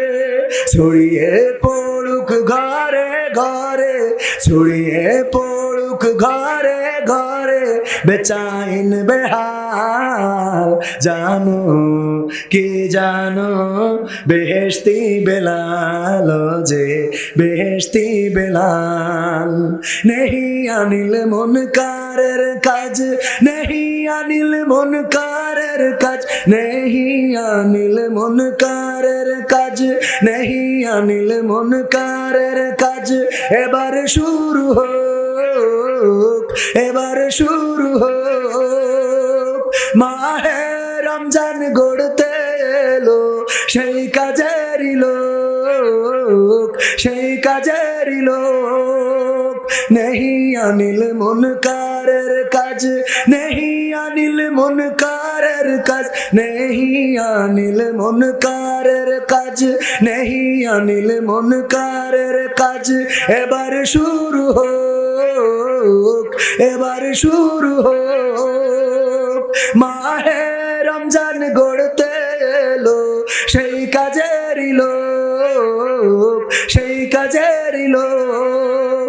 জঠর জঠর জ্বালায় বুঝে নাও হে, জঠর জ্বালায় বুঝে নাও হে গরিবের মেলাল জানো কে জানো বেহেশতি বেলাল যে বেহেশতি বেলাল রমজানের ওই রমজানের ওই রমজানের ওই রমজানের ওই রমজানের ওই রমজানের ওই সৌগাত লয়ে রমজানের ওই সৌগাত লয়ে হাসে দূরে আল হেলাল জানো কে জানো বেহেশতি বেলাল যে বেহেশতি বেলাল রমজান মাসে রোজা রাখার দরকার আছে না নাই? আমার সেই রমজান ভাই, উনি আসলে রোজার মাস না, কিন্তু নাম রমজান। 500 টাকা করলেন দান, আল্লাহ বাড়িয়ে দাও, সম্মান নেক বাসনা পুরা করে দাও, নেখায়াত দিয়ে দাও। আমার এক চাচা মুরব্বী 20 টাকা দান করে গেছেন, আল্লাহ আমার চাচা জানকে কবুল করে নাও, নেখায়াত দাও। দাদু দাদি যারা কবরে, কবরগুলো জান্নাতের বাগান বানাও, বলেন আমিন। আপনাদের কাছে যেভাবে চাইলাম, আপনারা প্রত্যাশিত দান করলেন না। 1000 টাকার একটা নোট এখানে আসলো না, অথচ এখানে কয়লা ব্যবসায়ী, তারপরে আপনার এইসব কি ব্যবসায়ী আছে, সার ব্যবসায়ী, মাটি ব্যবসায়ী, ইট ব্যবসায়ী আছে না নাই? এত কোটিপতি, টাকা কোথায় যায়, কোথায় থাকে টাকাগুলো? সব সুইস ব্যাংকে, হ্যাঁ, বেগম পাড়ায় রাখা হয়েছে টাকা। 1000 টাকার নোট দেওয়ার মতো একটা আল্লাহর বান্দা নেই যে আমি 1000 টাকা দিলাম না, আমি 500 দিয়েছি বলে আপনারা, আমার তো প্রতিদিন দিতে হয়, যে এনে মাহফিল সে এনে দেওয়া লাগে। 1000 টাকা দেওয়ার মতো কোনো আল্লাহর বান্দা আছেন? দেই একটা লোক, দেখি সাহস করি, দেই বুকির পাটা কত বড়, যে আমি একখানে 1000 টাকার নোট, আমার সরকার এত সুন্দর করে একটা বঙ্গবন্ধুর নোট বানাইছে, দেওয়ার লোক পেলাম না রে। আছে সব মজনু, দুধ খাওয়া মজনু। কথা মনে আছে তো? ওই অস্ত্র শুনাইলাম এই জন্যই। ওটা তো সিলেবাসের মধ্যে না, সিলেবাসের বাইরে। 1000 টাকার নোট দেওয়ার মতো কোন আল্লাহর বান্দা একজনও যদি না থাকেন, এবার একটা অনুরোধ, টেস্ট করে দেখি, যেহেতু অভয়নগর নপাড়া শিল্প নগরী, এখানে সিমেন্টের ফ্যাক্টরি আছে না নাই? সিমেন্টের ফ্যাক্টরি আছে না? পবিত্র কোরআনের পারা কয়টা? 30টা পারা। 30টা পারার সম্মানে 30 জন ব্যক্তি এক ব্যাগ করে সিমেন্ট দেবেন, নাম লিখাই দেবেন, ফোন নাম্বার দেবেন, অ্যাড্রেসটা দেবেন। একজন কোন আল্লাহর বান্দা আছেন প্রথম পারার সম্মানে একটা ব্যাগ সিমেন্ট দেবেন? ওই যে আমার একজন যুবক ভাই, নাম কি? হুজুর নাম লিখে নেন। নাম কি শোনায় আমার? নাম কি? নাম জানেন? হ্যাঁ, আবুল কালাম। 1 বস্তা সিমেন্ট প্রথম পারার সম্মানে, কোরআনের সম্মানে 1 বস্তা সিমেন্ট দিলেন। 2 নম্বর কোন আল্লাহর বান্দা আছেন? দ্বিতীয় পারার সম্মানে 1 বস্তা সিমেন্ট মাত্র 500 থেকে 550 টাকা দাম। এই মাদ্রাসা যতদিন থাকবে ততদিন আপনার আমল নামায় সওয়াব বর্ষণ হতে থাকবে। মাদ্রাসায় কোরআনের পাখিরা পড়বে, কোরআন মুখস্থ করবে, আর আপনি কবরে বসে বসে সওয়াব পেতে থাকবেন। রমজান ভাই 1 ব্যাগ সিমেন্ট। দ্বিতীয় নম্বর পারার সম্মানে করল দান, আল্লাহ বাড়িয়ে দাও সম্মান। আপনজন যারা কবরে, কবরগুলো জান্নাতের বাগান বানায়া দাও। যারা বেঁচে আছেন খায়াত দিয়ে দাও। 3 নম্বর কোন আল্লাহর বান্দা আছেন? 3 নম্বর ব্যক্তি কোন আল্লাহর বান্দা? পবিত্র কোরআনের 3 নম্বর পারার সম্মানে একটা ব্যাগ সিমেন্ট আল্লাহর নবীর ঘরে দিবেন, যে রাসূল দ্বীনের জন্য দান মোবারক শহীদ করেছেন। উনি যদি একাই দিয়ে দেয়, জনগণ কি দেবে ওটা পরে হবে। আমার জনগণের কাছে 30টা ব্যাগ চাই। আমার 3 নম্বর কোন আল্লাহর বান্দা আছেন? একটু সাহস করে আমার 5 বস্তা দেবে একা। মাশাআল্লাহ। নাম কি ভাই জানেন? নামটা আগে বলেছিল কামরুল ইসলাম। না রয়ে থাকবে, আগে চাচা ডেকে ফেলেছি, এখনো চাচা বলবো গো। আমার কামরুল ইসলাম চাচাজি 5 বস্তা সিমেন্ট দিলেন 5 পারার সম্মানে। তাইলে হইল 7 ব্যাগ। আল্লাহ দানকে কবুল করে নাও। মাদ্রাসার জন্য যে করলো দান, আল্লাহ তুমি তার বাড়িয়ে দাও সম্মান। পিতা মাতা, দাদা দাদি, নানা নানি যারা কবরে, কবরগুলো জান্নাতের বাগান বানিয়ে দাও, বলেন আমিন। ও আমার ভাইরা, উঠে চলে যাবেন না, দিবেন না আবার উঠে চলে যাবেন, তাইলে আপনি 2 অপরাধী। কয় অপরাধে? দুই অপরাধে মুনাজাত না নিয়ে যাবেন না। আল্লাহ রাসূলের ঘরের জন্য টাকা চাচ্ছি, আমার জন্য না, আল্লাহ রাসূলের ঘরের জন্য সিমেন্ট চাচ্ছি। তারপরে 8 নম্বর ব্যাগ দেওয়ার জন্য কোন বান্দা আছেন? 8 নম্বর পাড়ার জন্য আমার চাচাজি নাম কি? আবুল কালাম মোল্লা 2 ব্যাগ সিমেন্ট। ওই যে ওই চাচা আগে নেব। বদর চাচা না রয়ে থাকবে। আমার বদর চাচা 1 ব্যাগ না 2 ব্যাগ? কয় ব্যাগ চাচা? 2 ব্যাগ। না রয়ে থাকবে। আমার বদর চাচা 2 ব্যাগ সিমেন্ট দিলেন। 8 9 নম্বর পারা পর্যন্ত হয়ে গেল। আল্লাহ দানকে কবুল করে নাও, নেখায়াত দান করে দাও, মনের স্বপ্ন পুরো করে দাও। আবুল কালাম ভাই 2 ব্যাগ সিমেন্ট আর একজন নগদ, নাম কি? সালাউদ্দিন ভাই 500 টাকা নগদ দান করলেন। আল্লাহ দানকে কবুল করে নাও। আমার আবুল কালাম ভাই দিলেন 2 ব্যাগ সিমেন্ট, হইল 11 নম্বর পাড়ার সম্মানে হয়ে গেল। আল্লাহ দানকে কবুল করে নাও, নেখায়াত দিয়ে দাও, মনের স্বপ্ন পুরা করে দাও। নুরুল হক ভাই 3 ব্যাগ সিমেন্ট, 11 12 13, হ্যাঁ নাকি না 12 13 14, 12 13 14 নম্বর পারা হয়ে গেল। আল্লাহ দানকে কবুল করে নাও, নেখায়াত দাও, মনের স্বপ্ন পুরা করে দাও। নুরুল হক ভাইয়ের আপনজন যারা কবরে, কবরগুলো জান্নাতের বাগান বানাও। তারপরে 15 নম্বর আমার নুরুল হক ভাই, আপনি না? 3 ছেলে বিদেশে, সিমেন্ট দিয়ে কয় ব্যাগ? 2 ব্যাগ 3 ব্যাগ, তাহলে ঠিক আছে। 3 ছেলে বিদেশে 3 ব্যাগ, তাও মনে হয় আর একটু বাড়াই দিলে কোনো অসুবিধা ছিল না। 5টা ব্যাগ নেওয়া যায় না? 5টা। আর এক গ্রামতে তাহলে থাক। আর এক গ্রামতে এই গ্রামের হলি 5 ব্যাগ করে দিতাম। 3 ব্যাগ সিমেন্ট, 3 ছেলে বিদেশে থাকে। আল্লাহ তুমি তাদের মুসিবত মুক্ত রাখো, বলেন আমি। আমার প্রবাসে যারা আছে আল্লাহ তাদের হেফাজতে রাখো, আয় রুজিতে বরকত দান করে দাও। তাইলে কত নম্বর ব্যাগ গেল? 14 15 16 17 18 নম্বর পারার জন্য কোন আল্লাহর বান্দা আছেন? 18 নম্বর ওই যে হাত তুলেছে ভাইজান, নাম কি? আসাদ ভাই 1 ব্যাগ সিমেন্ট করলো দান। আসাদ ভাইয়ের নামটা লিখে নেন, যে যদি গ্রামের লোক না হয় একটু ফোন নাম্বারটাও আনবেন, তবে বুঝুন বন্ধ, ফোন নাম্বারটা দিয়েন না। আর আপনি যদি না দিতে পারেন তাও কোনো গুনাহ হবে, ভালো নিয়তে সওয়াব আছে না নাই, কিন্তু আপনি পরিস্থিতির কারণে যদি না দিতে পারেন অসুবিধা নাই। যদি আপনি মারা যান দেয়া লাগবে না। রিপন ভাই না রয়ে থাকবে। আমার 18 নম্বর পারা দিলেন আসাদ ভাই, আর রিপন ভাই 5 বস্তা দিলেন, তাহলে 18 19 20 21 22 23 বস্তা হয়ে গেল। আর মাত্র 7 ব্যাগ বাকি। কয় ব্যাগ বাকি? 7 বস্তা দেওয়ার মতো। আশরাফ ভাই কয় বস্তা? 2 বস্তা। আল্লাহ আশরাফ ভাইকে কবুল করে নাও, নেখায়াত দান করে দাও, মনের স্বপ্ন পুরা করে দাও। 2 বস্তা সিমেন্ট দিয়ে 24 25 হয়ে গেল। 26 নম্বর পাড়ার সম্মানে কোন আল্লাহর বান্দা আছেন? হ্যাঁ, ওসিয়ার 2 বস্তা। ফসিয়ার যাই হোক, আমার ভাইজান উনি দিল 2 বস্তা সিমেন্ট, তাইলে 28 29, হ্যাঁ 28 29 2 বস্তা। আর বাকি কয় বস্তা? আর বাকি আছে ওই যে ওই আগে উনি কইছে, আগে উনার ডান পাখামো করলে হবে না। নাম কি? সেলিম ভাই না রয়ে থাকবে। আমার সেলিম ভাই ঠিকানা দিলেন, ঠিকানা ওখানে যেয়ে লিখে নিয়ে আসেন। সব ওখানতে বলে দিবে, পাইছেন কি? হ্যাঁ, এটা যাওয়ার দরকার আছে না নাই? আমার সেলিম ভাই 2 ব্যাগ সিমেন্ট দিয়ে কইলো কত হইলো? 31 ব্যাগ। 31 যখন ছাড়াইছে, আরমান ভাই 1 বস্তা 32 হয়ে গেল। আল্লাহ আমার সেলিম ভাই আরমান ভাইয়ের দানকে কবুল করে নাও, নেখায়াত দাও। আপনজন যারা কবরে, কবরগুলো জান্নাতের বাগান বানাও। আল্লাহ সন্তান বিবি যারা আছে নেখায়াত দিয়ে দাও। আল্লাহ লেখাপড়ায় কামিয়াবি দান করে দাও। আপনজন যারা বেঁচে আছে নেখায়াত দিয়ে দাও, বলেন আমিন। তাইলে 32 যখন হয়েছে 40 যাইয়ে বেরেক দুবানে। আর সুজন 1 বস্তা ওজন কই? সুজন দিল 1 বস্তা। আল্লাহ দানকে কবুল করো, নেখায়াত দাও, মনের স্বপ্ন পুরা করে দাও। আল্লাহ স্ত্রী সন্তানদেরকে কবুল করে নাও।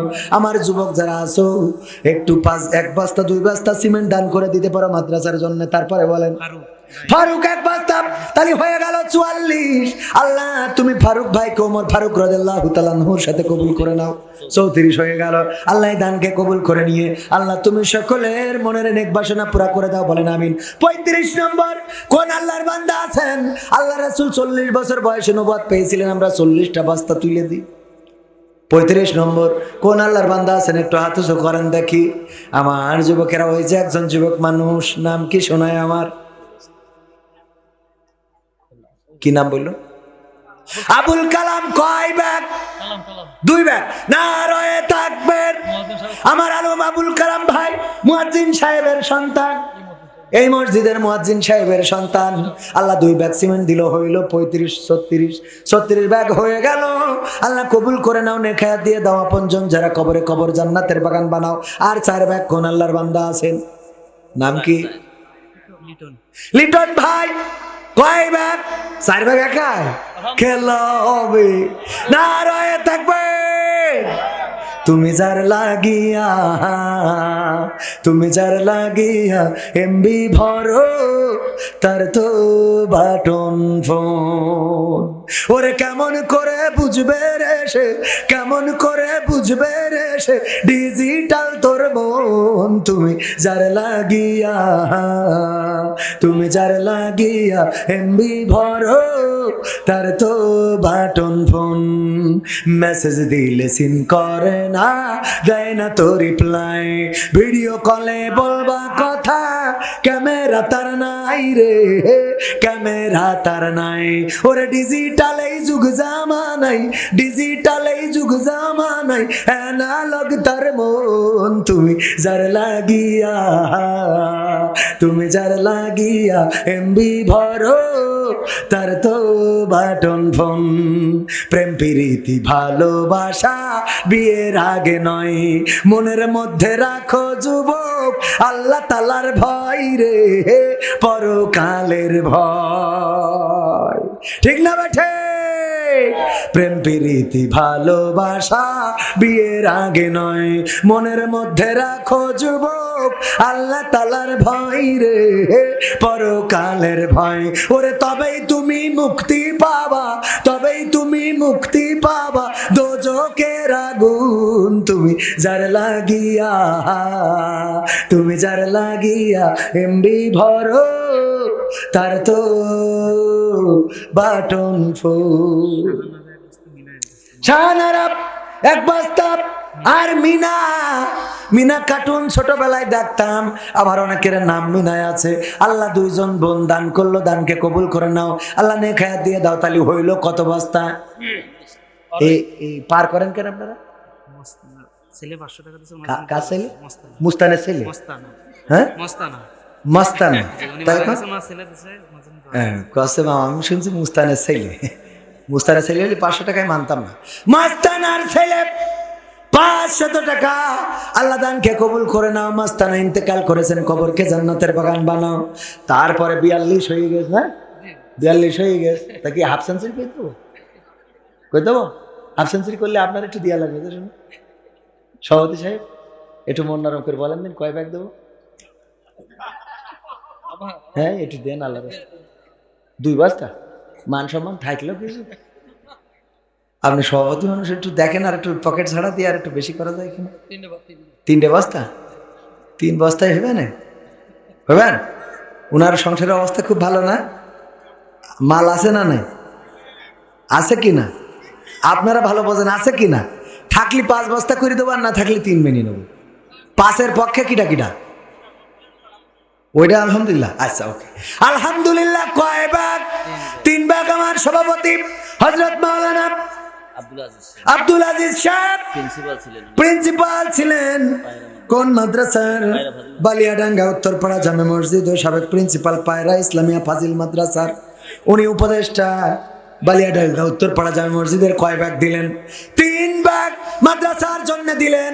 অনেকেই মনে করতে পারেন জোর করে কেন আদায় করছি। আমরা জোর করে যেই কটা নিলাম, আপনার জান্নাতে যাওয়ার জন্য একটু পথ আগায় দিলাম। ঠিক না বে ঠিক? সামনের দিকে একটু ঠেলে দিলাম। কারণ এই 3 ব্যাগ সিমেন্ট আল্লাহ রাসূলের ঘরে দিলেন, এইটাই আপনার জন্য থাকবে। বলেন সুবহানাল্লাহ। তাহলে কয় ব্যাগ হয়েছে? 45।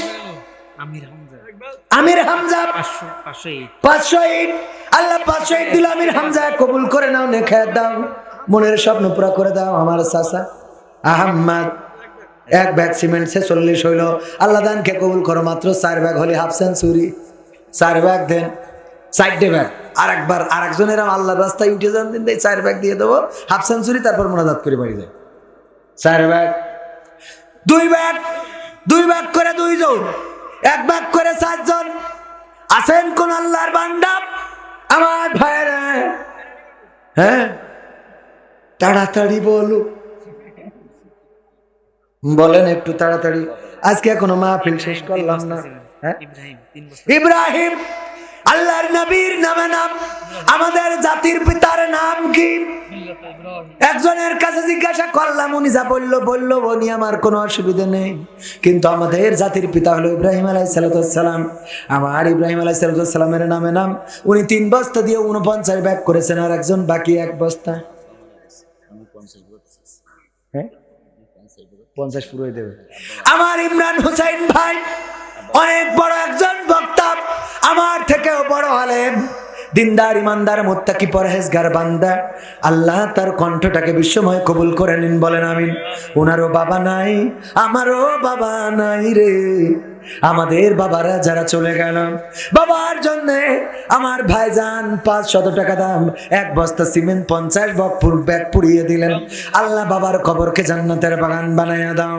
আমার বাবা কবরে ঘুমিয়ে আছেন, যখন বাড়ি থেকে বের হই তখন কবরটা আমার গাড়ির পিছনে পড়ে, আবার যখন বাড়িতে ঢুকি তখন ডান হাতে পড়ে। আমার বাবা যখন বক্তা ছিলেন, ওয়াজ করতেন, আমাদের সন্তান যদি মানুষের মতো মানুষ বানিয়ে রেখে যেতে পারি গো, ওই সন্তান একদিন কোরআনের পক্ষে কথা বলবে, দিনের পক্ষে কথা বলবে, নামাজ পড়বে, রোজা করবে, কোরআন পড়বে, আর আমাদের কবরের কাছে এসে দাঁড়িয়ে বলবে, আল্লাহ রব্বির হামহুমা কামা রব্বায়ানি সগীরা, আর বলবে, আমরা এতক্ষণ যত আমল করলাম, আমলগুলো বাবার রুহের উপরে বকশিশ করে দাও। ওগো আমার ভাইরা, আর যারা সন্তানদেরকে শয়তান বানায়, সন্তানদেরকে মানুষের মতো মানুষ বানায় না, ফ্রি ফায়ার পাবজি বানায়, ওই সন্তানগুলো ডিজিটাল স্মার্ট পোলাপান হয়ে যখন মদ খায়, গাঁজা খায়, আর বাবার কবরের কাছে যেয়ে বলে, বাবা মাল টেনে তোমার কাছে দিয়ে থুয়ে চলে গেলাম। ঠিক না বে ঠিক? যারা মাল টানে সেটাও পাবে, আর যারা কোরআন পড়ে রে সেটাও পাবে। নজরুল খান নারায়ে তাকবীর, বন্ধু লবণে বাঘ থাকে। আমার নজরুল খান ভাই 10,000 টাকা একাই করলেন দান, আল্লাহ বাড়িয়ে দাও সম্মান। আরো একটা বড় দান রয়েছে, সেই বড় দানটার কথা বলার আগে আমি যেটা বলতে চাইলাম, ওগো আমার ভাইয়েরা, বাপজানেরা, চাচারাই, আমার কলিজার টুকরা সন্তান যদি থাকে, নাতিপুতি যে থাকে, 2-1টা মাদ্রাসায় দেবেন, কোরআনের খাদেম বানাবেন, আল্লাহওয়ালা বানাবেন। আমার বাবা আমাকে মাদ্রাসায় পড়িয়েছেন বলে আজকে 22 বছর পরেও বাবার সুরে ওয়াজ করে বেড়াতে পারি, আমার বাবার কথা বলে বেড়াতে পারি। হ্যাঁ, ওইটা বলো।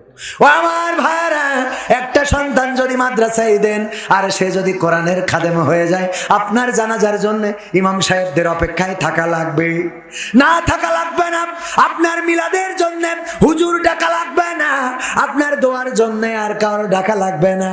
আমার বাবা যতদিন ঈদের নামাজ পড়তে যেতেন, আমাদেরকে সাথে নিতেন, আমার এবং আমার ছোট ভাইকে নিয়ে আমার বাবা আমার দাদার কবরের কাছে দাঁড়াতেন, আর 2টি হাত তুলে কত দেখেছি আমার দাদার জন্য কান্না করতে। দাদার জন্য আমার চোখের পানি তো আসে না, কিন্তু আমার বাবার বাবা, এই জন্য বাবার চোখে পানি আসবে না? আসবে না? আমার বাবা আমাদেরকে নিয়ে জানাজা জিয়ারত করে তারপরে ঈদের নামাজ পড়তে যেতেন। আমার বাবা ইন্তেকাল করেছেন, 22 বছর হয়ে গেল। আমার 2টা কলিজার টুকরা সন্তান আছে। আমি যখন ঈদের নামাজ পড়তে যাই, অথবা আমি হজ উমরাতে যাই, অথবা আমি বিদেশ সফরে যাই, অথবা আমি বাইরে যাই, দেশের বাইরে যাই, আমার সন্তানদেরকে নিয়ে আমার বাবার কবরের কাছে দাঁড়ায়, আর 2টি হাত তুলি, আমার সন্তানদেরকেও শিখাই রেখে যায়। দেখো আমার বাবা তার বাবার কবরের কাছে দাঁড়াতেন, আমি আমার বাবার কবরের কাছে দাঁড়াই। তোমরাও একদিন তোমাদের বাবা মারা যাওয়ার পরে কবরের কাছে দাঁড়িয়ে 2টি ফোঁটা চোখের পানি ফেলে আল্লাহর কাছে ক্ষমা চেয়ে, আল্লাহ গো তুমি আমার বাবাকে ক্ষমা করে দাও। এমন সন্তান যদি গড়ে যেতে পারেন, তাইলে এই জীবনে সার্থকতা। আর এমন সন্তান যদি না গড়ে আপনি ফ্রি ফায়ার পাবজি টিকটক ওয়ালা সন্তান গড়ে থুয়ে যান, ওই সন্তান আপনার জাহান্নামের কারণ হয়ে যাবে। তারপরে চল 30 ব্যাগ সিমেন্ট আমার একজন আল্লাহর বান্দা, উনি একাই দিতে চেয়েছেন, আমি 50 ব্যাগ উঠাইলাম, উনারটা আগেই নিই নাই। 50 ব্যাগ সিমেন্ট উঠলো, আর একজন খুশি হয়ে 30 ব্যাগ, নাম কি জানো? নাজিম ভাই, মাদ্রাসার সেক্রেটারি। নারায়ে তাকবীর, নারায়ে তাকবীর। আমার নাজিম ভাই একাই দিলেন 30 ব্যাগ। আল্লাহ দানকে কবুল করে নাও, নেখায়াত দিয়ে দাও, মনের স্বপ্ন পুরা করে দাও।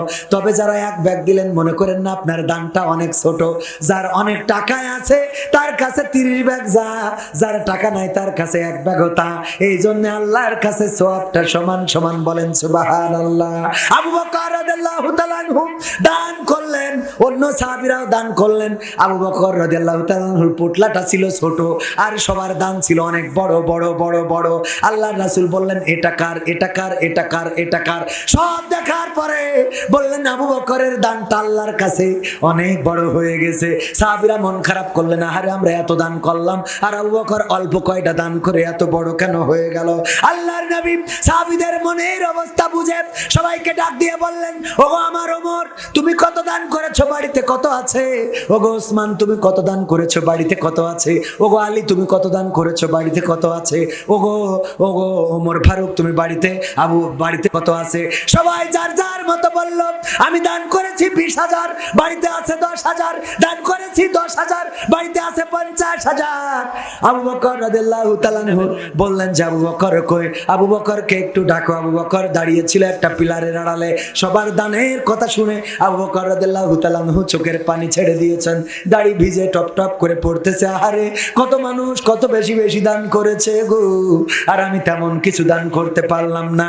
আল্লাহর নবী আবু বকরকে ডাক দিলেন, আবু বকর আমার সামনে আসো। আবু বকর সামনে এলেন, দেখলেন চোখের অশ্রুতে দাড়ি ভিজে টপ টপ করে পড়ছে। আল্লাহর নবী বললেন, ও আবু বকর, এবার তুমি বলো, তুমি কত দান করেছো আর বাড়িতে কত রেখে এসেছো? আবু বকর বললেন, ও গো নবী গো, আমার বাড়িতে জাগতিক সম্পদ বলে যা কিছু ছিল সব আমি আজকে পুটলা করে নিয়ে এসেছি আপনার কদমের কাছে।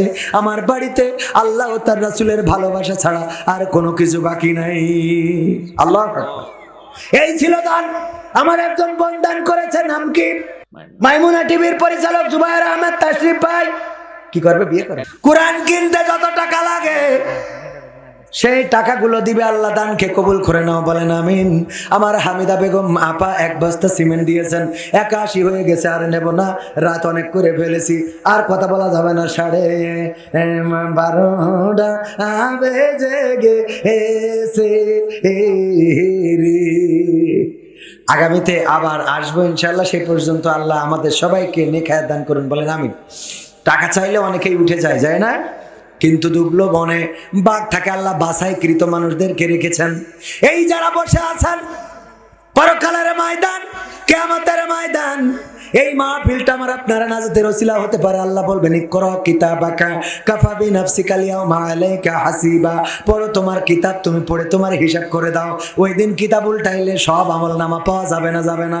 এই জায়গায় এই মাহফিলে গভীর রাতে বসে আছেন, এটা যখন দেখে বলবেন, আল্লাহ গো, দেখো তোমার বান্দারা চলে গিয়েছিল, আমি এখনো আছি। আল্লাহ চাইলে এই মাহফিলের ওসিলায় গোটা জিন্দেগির গুনাহ ক্ষমা করে দিয়ে জান্নাতের বাসিন্দা বানিয়ে দিতে পারে, বলেন সুবহানাল্লাহ। মুর্শিদা 500 টাকা আছে, গফুরের বউ। মুর্শিদা 500 টাকা। গফুরের বউ 2 বস্তা সিমেন্ট। গফুরের বউ, গফুর সাহেবের বউ, আব্দুল গফুর সাহেবের বউ 2 বস্তা সিমেন্ট দান করেছে। আল্লাহ দানকে কবুল করে নাও, নেখায়াত দান করে দাও। আল্লাহ মনের নেক বাসনা পুরা করে দাও। যে যা দান করবেন, আরো যদি দিতে চান দিতে পারেন।